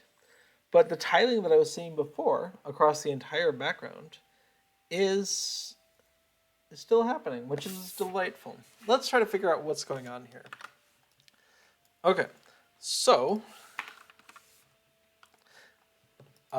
we have self-set size. Oh my goodness. And self-set background. Wow, that is going to cause all sorts of problems. It did cause all sorts of problems. All right, we did a self-set background, and the default behavior is just to tile that sucker on over. Okay. No wonder we were seeing weird stuff happening. Let's just reload this.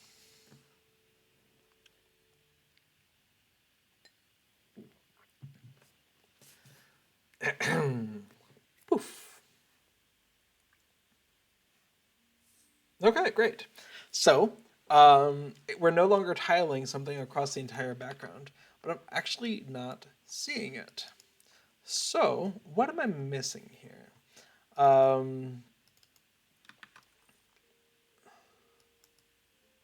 It should be somewhere, but as is often the case, I just kind of went with this without double checking, is this the right way to draw what we're doing? So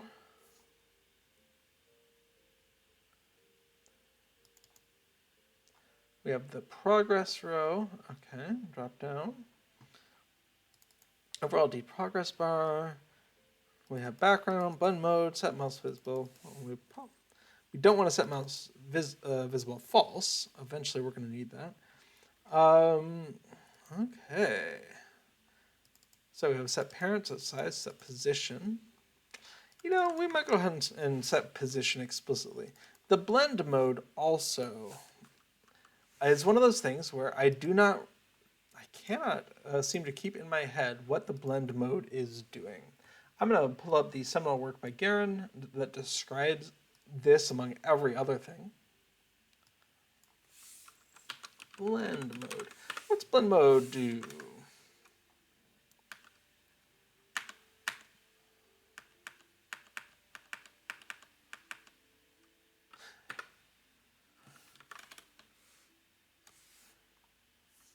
Oh, of course, blend mode itself is an enumeration.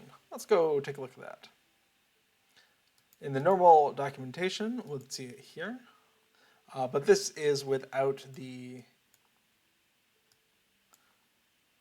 numbers underlying it, and I find those useful to see occasionally. So we'll pull up the one on the LOTRO interface site as well, turbine.ui, and then come into blend mode here. All right, so things are setting it to 4. Alpha blend overlays the source over the destination to interpolate between source and destination colors. All right, that doesn't sound terrible. I don't know why it's being done there, but that's okay. Oh, I do want to remember to register for a tooltip as well. That's useful to go look at. So, remember a tooltip. And why not? Let's go ahead and set a blend mode, just in case there's something more complicated going on here that I've forgotten about. And anything else to care about. Let's go ahead and set that position. Or are we? Where else is this happening?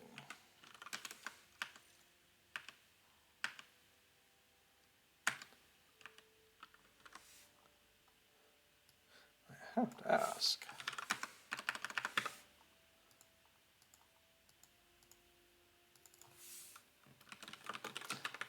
I do see an obvious problem. I called set position, but I should have called set left. That will definitely have caused us a problem. Okay. I'm kind of all over the place here, but we have, I'm going to go ahead and comment out that set blend mode. I think that's not specifically a problem. We're going to go ahead and reload with just remembering to only set left and not set, oh, but we do need to set top, don't we? Yes.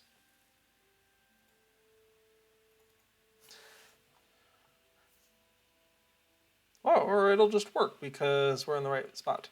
Okay, I want that to be a little bit further away. So we're going to come back into the resize character dropdown.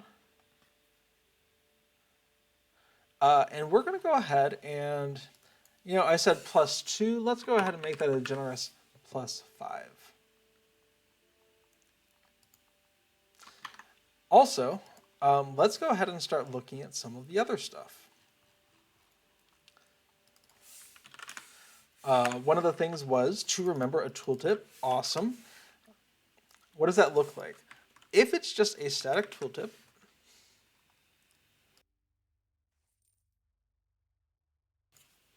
excuse me, if it's just a static tooltip, we can use the helper function register for string tooltip. And what are we registering? The thing itself. And this handles the hover over all of that. I think this was inspired by code from Thurlore, probably from the reminders plugin. Now, this is a pre-constructed tooltip, so it didn't work well for, in my head, it didn't work well for tooltips for the deeds, because you can hover over deeds and get a tooltip of both the information about the deed itself and also information about objectives. So if we come into, oh, this character's done a lot. If we come into here, Wander of the Golden Wood, it'll go ahead and give you information about all those objectives. So to pre-make a tooltip for every single deed just seemed to be resource intensive. So instead, there's a single tooltip that just gets updated when you need it. But for UI elements, it made sense to go ahead and use the facility Thurlore had, try that out, see which of the two that I liked. So there's actually two completely independent tooltip systems in Deed Tracker, because why not? Why not? And then we just need a tooltip. So we're going to go back into the strings folder, file, tooltip, and drop down. Do I have a drop down in here? I didn't actually register for that. Interesting. We're going to go ahead and main win search, yeah. Tooltips, yes, progress bar, right here. So we're going to call that drop down reset tooltip. And right now we only have an English one, unless someone wants to suggest a German one. I will say click this to reset, no, to change character drop down to current character. I don't know. Naming things, typing things is hard. That seems like a really verbose way to say that. Reset character drop down to current character. Something like that? I don't know. Let me know what you think. But in the meantime, we'll run with that, and we can go ahead and use that as the tooltip.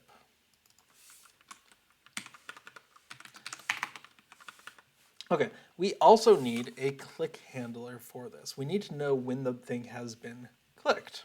And so for that, we can do a self.dd reset icon.click equals the anonymous function that takes a sender and arguments and does something. In this case, we're just going to do debug clicked just to show that we are here. Okay, let's go ahead and reset that. We'll see the tooltip and we'll be able to click the button. I think that might be slightly lower down than I would want. Maybe scooching it up a pixel or two would make sense for me. But we're gonna hold off on that. Awesome, we see it moved over. Great. If we hover over it, click this to reset character dropdown to current character. Great. And if we click it,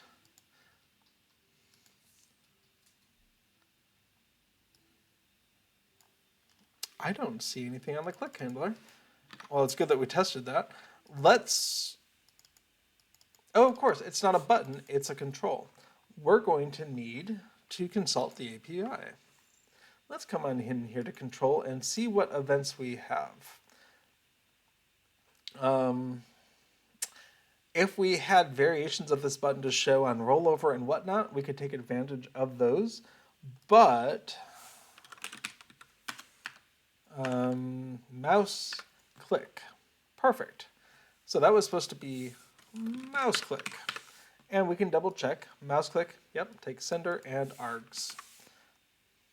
Whoops. So that's an easy mistake, but that's one of the reasons I really like, before charging ahead with code, is to just double check, are my event handlers hooked up? Can I see a message in chat? Because I could drive myself bonkers trying to figure out why the dropdown was not resetting when I clicked the thing, only to discover it was never the right function call to begin with. Click. Okay, so now we see a click in our chat window. Perfect, we can proceed. So do yourself a favor, just check those little workings, check that you have end-to-end of whatever it is, and then write your awesome code. So in here, we want to select the GD character item that matches the current character name. So first of all, we have a plugin function already that gets the name of the character without the tilde, probably.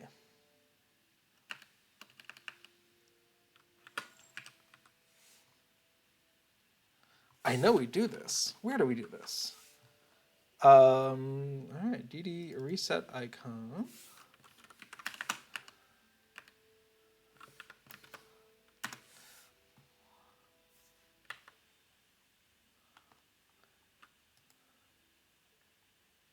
Oh, of course, wrong thing. So DD character, select self-selected character.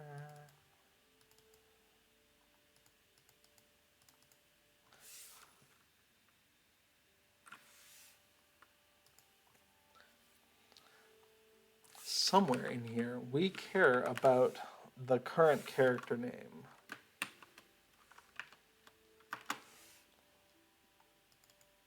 Get car data file name. There we go. I feel like that should be a more generic function name.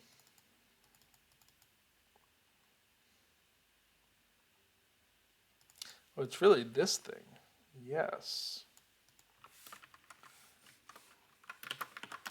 Where else do we do that? We don't. All right, well, let's do it. Let's grab that. And in our plugin functions, let's go ahead and make a new function. Function get base character name. I will need to spell function correctly, of course. But once I've done that, so local name equals something.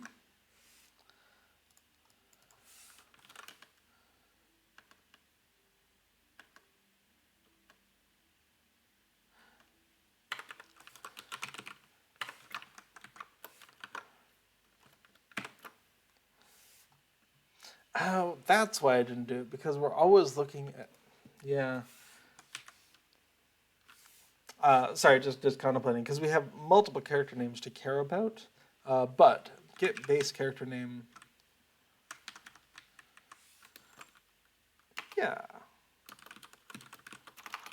Get logged on character name. I'm going to call it that. Maybe that makes sense. So we have my car get name, and then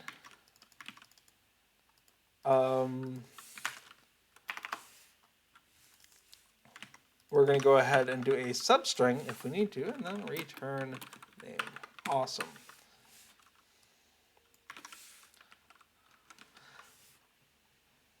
And then,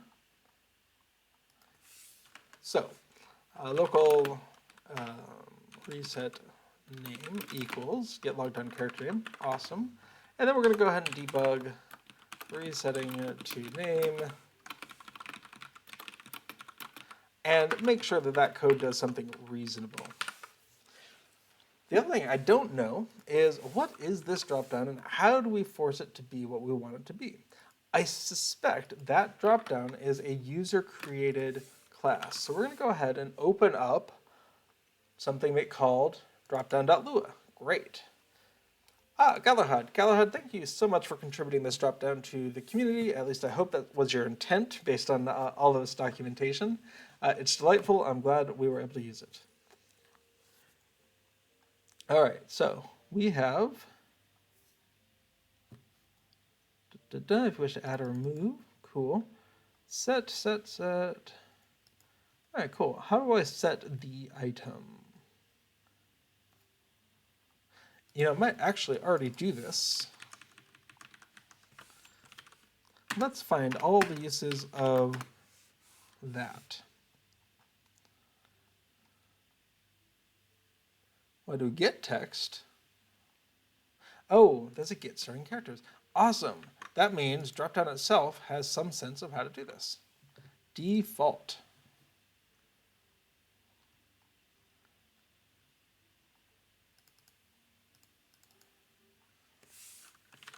All right, so default, we're talking about the temp label. Okay. Interesting. Let's see what other items we have. We have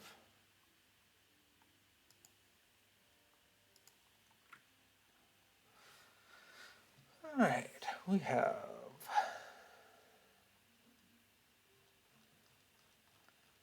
a lot of creation code, yes.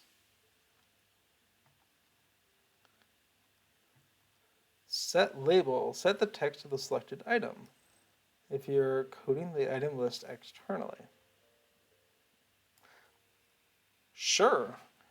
Set label sounds like plausible. Let's go ahead and give that a try. I'm just going to scroll through and see what else is here. Selected value shown. Awesome. Okay, it does say that. I just skimmed past it in my haste. All right, so let's go ahead and say, oh, is it expecting? Interesting. I'm really curious if that's going to cause item change to fire. So let's add a debug statement here as well. So self.dd character set label to reset a name. And then in here, we're in item changed. I just want to document that as well. Let's see what that looks like.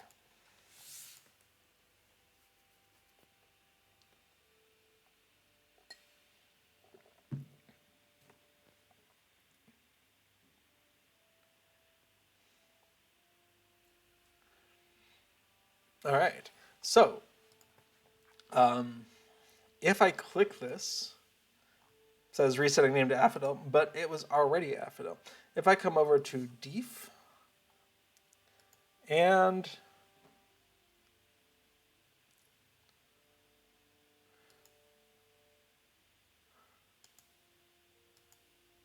okay, I did not see the item changed. Okay. I also didn't mean to close that.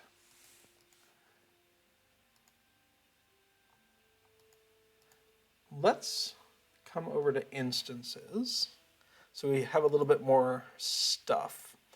And let's come back to Affidil, also in instances. So we have a little bit more stuff. It's a little bit more obvious to see what's going on here. So def and okay. So that is changing the name in the dropdown, but it's not actually firing off item changed.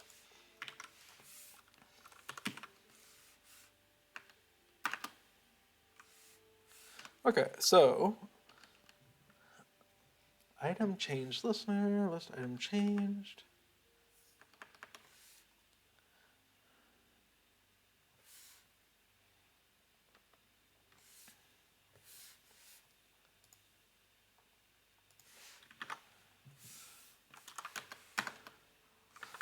And it might be we don't need that to fire off, especially if this were extracted out into its own function.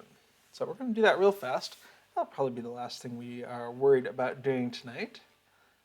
Okay, what would that look like? In the main window,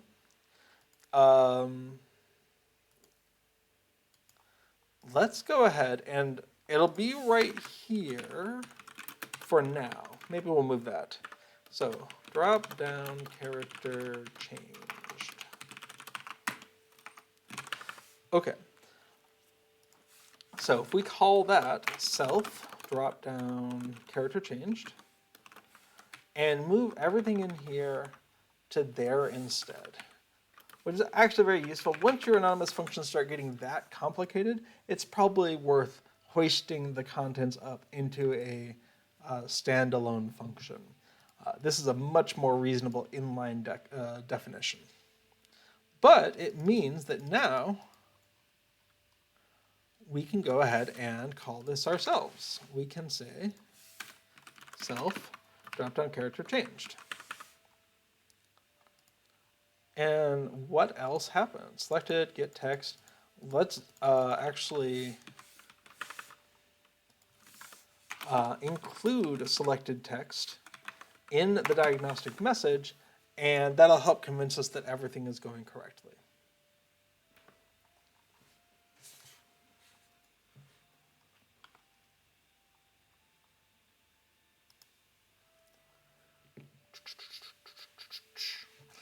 One of these days I need to create a slim version of this for UI that has like 10 deeds in it. So it's really, really snappy on the reload. But then I forget. Okay, so first of all, I already had this thought that that button probably shouldn't show up if you're on the current character. So that is the first thing, is that button should start off hidden and should only show up if it is needed.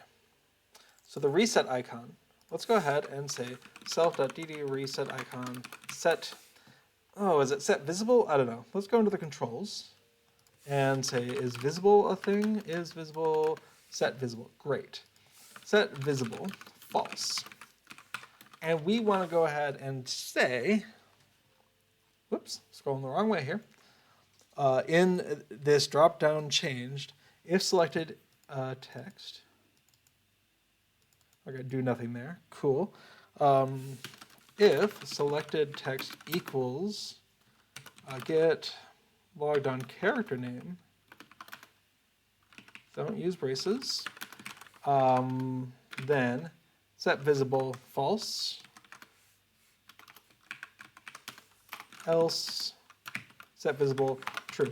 But here we're doing the classic thing. We're doing booleans in either branches that just equate to the result of this thing. So we can just go ahead and do self.dd reset icon set visible selected text. Now we're reversing it here, so we actually want that to be not equal to get logged on character. We want it to be visible if we're not. So do yourself a favor, don't encode true and false into the if and else branches. It's not great. Okay. So that was a thing that I thought just off the top of my head is I want this to be more obvious what it's doing. And if it only shows up when you're looking at other people, and if it disappears when you click it, Maybe that helps give that feedback even without the hover over.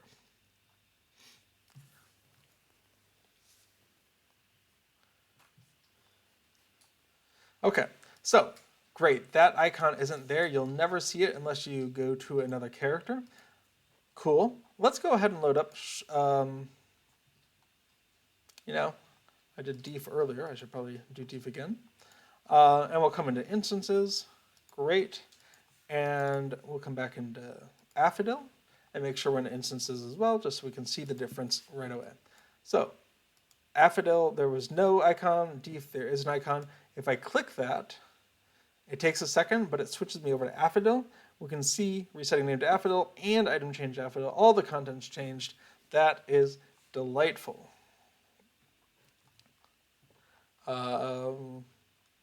If I come on over here to shelf locked, so the real question is, does this make sense as an icon? I don't know. It's better than nothing, certainly. And with the hover over, click this to reset the current character dropdown, and then it goes away. So ideally, that's not terrible. But if you have thoughts on that, let me know. I'll be releasing this hopefully tonight, definitely this week, one way or the other. Cool. Okay, so let's look at what those code changes were to get this, and then we can make a commit message. Oh, in fact, let's go ahead and go to the README. UI added button next to character dropdown to reset to current character. That maybe makes sense. All right, cool. So we have the TGA file for the image and some to-do updates. We can come on in here actually.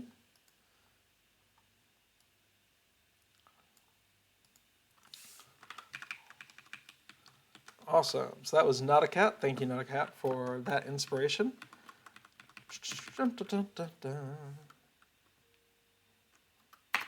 Cool.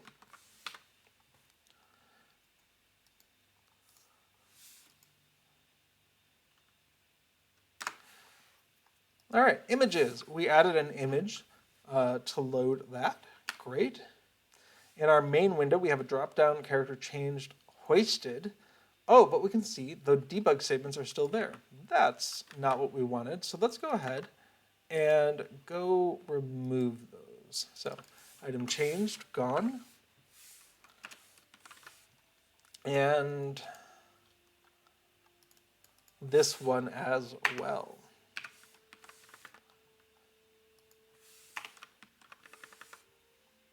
Now, this is 3 lines of code. Maybe it's starting to get long enough where it shouldn't be an inline declaration, but 3 lines isn't too egregious. Everyone can have their own opinions on how busy an inline function should be allowed to get. All right, so we're going to stage that over here. In fact, before I start staging that, let me look at that in a better comparison utility, or at least what I'm more used to. All right, so we have that drop down. Here, the item changed. We can actually reline this up with, really? No. Oh, yes. Reline that up, and we can see everything is the same there, except for, okay, I need you to stop trying to select something. Except for this new line for setting the visibility of that button. Awesome. Let's just refresh here. And then setting an icon, this is lined up with here. We have a brand new icon. Great. And finally, we're setting the left of that icon based off of the position of the dropdown. This was a system in place to support resizing the window. Window is not currently resizable, but it's supported out of the gate. This icon is when that day comes. Lovely. Let's go ahead and stage that. Plugin functions, get logged on character name. Great. And a little README message and the strings for the tooltip. Click this to reset character dropdown to current character. Love it. Okay. Well, we have reached the 2-hour mark and a little bit. So I think we're going to go ahead and wind it down here. I don't think I'll do the release on stream tonight. It may actually not be for a day or two. I may get inspiration to fix one or two small issues, but that is my goal. Push it out this week and get back onto things next week. So if you have any final thoughts, questions, concerns, comments, whatever, throw them into chat here. I see from Maury, thank you very much. You're very welcome. I'm glad you're here. Let me go ahead and minimize some stuff so we can see Sanson's farm in the background here while I get a drink, and any final chat comes on through.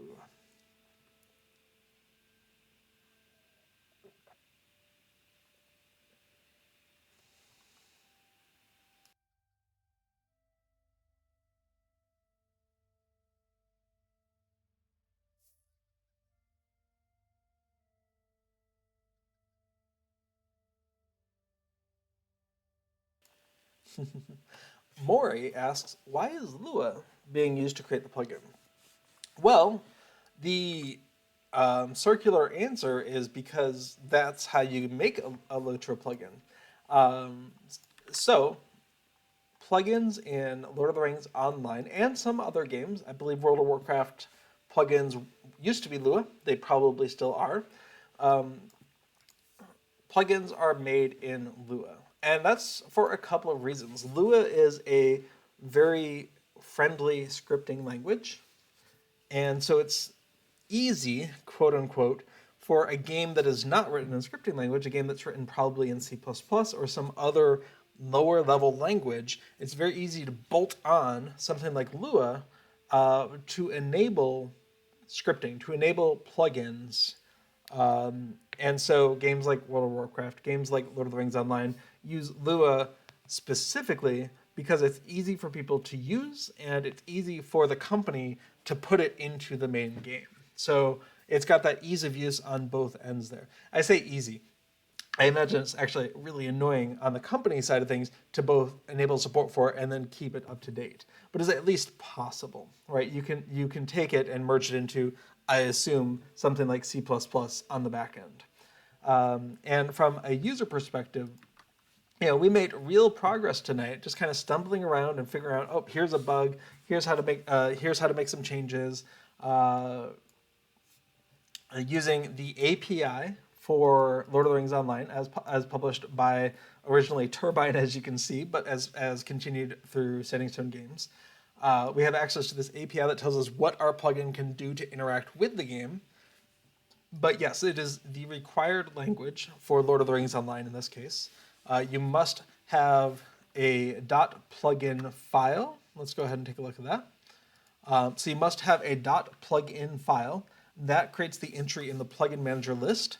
And your .plugin file has to have a package entry. It's under my head, sorry. A package entry, and this must refer to a valid Lua file. And so everything's Lua from there on in.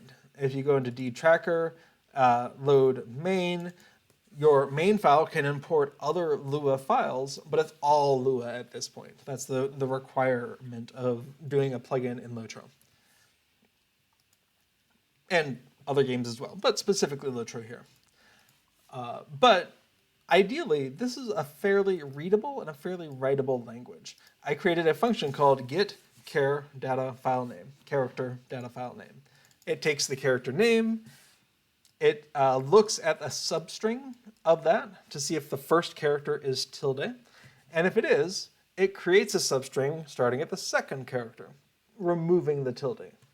So that if you have a name, convert Affodil to Affodil. That is to say, a name with tilde is converted to Affodil. Leave Affodil, as Affodil. So ideally, this actual functionality makes some sort of sense looking at the function itself. We're looking at the first character, we're creating a substring if we need to, starting at the second character, and then we do some final stuff because the save file name can't have hyphens in it.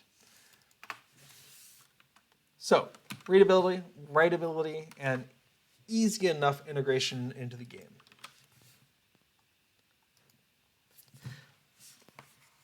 Yeah, Maury asked, so is it based on the main language of the game? The answer is not necessarily. I doubt that LOTRO is made out of Lua, just that it's integratable with Lua. And Maury asks, have made video guides about add-on/plugin creation. Yeah, I would recommend if you go to lifebeyondtheshire.com and look for the LOTRO plugin entries. Or possibly LOTRO, because I misfiled that one. You'll see essentially the program notes for my first 4 or 5 streams on this channel that are very get started with this. So the very first one, let's see, is there an episode 0? Is episode 1. So the very first one, you can see where there's a reference to the Lua 5.1 manual. Let me go ahead and copy that into chat here. There's a reference to the LOTRO Lua documentation, where you can find information on the forums, and then starts talking about problems you might see, errors in your code during runtime, that kind of thing. So this is maybe a place to start. I would also recommend there is a thread on the forums called Writing LOTRO Lua Plugins for Noobs that's full of way more information than I could possibly fit into a single blog post. Highly recommended. Lots of information here. Between those 2 places, I think you could definitely get started making something show up on screen, right? That was sort of the whole point of this first couple of streams that I did, was let's just get something on screen. A hello world window, that's a very common first thing. Make a window appear on screen. It all goes from there.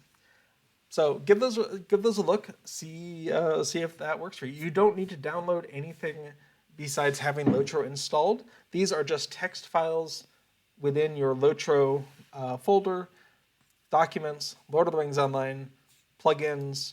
It's common to make a plugin for your name. So your name or your moniker. Cube is not my literal name. And within here, have one for your plugin. And you'll see that in the guide as well. Okay, awesome question. Thanks so much. Back to Samson's farm for a minute. And I'm going to go ahead and delete this tab because this is my main character and I don't need that all the time when I'm running. Morris says much appreciated. Not a problem. Come back sometime in the future. Let me know what you have done if you have any questions. Yeah, welcome to the plugin community. Thanks, Little Redhead. That is Tuesday's schedule. Shoreless Skies will be back in 3 weeks, I believe. Until then, it is just me on Tuesdays. All right. Well, then, that is all we are going to cover today. Thank you so much for joining me on this exploration of LOTRO plugins. I do hope to see you all next week, and until then, keep plugging along. All right, bye-bye now.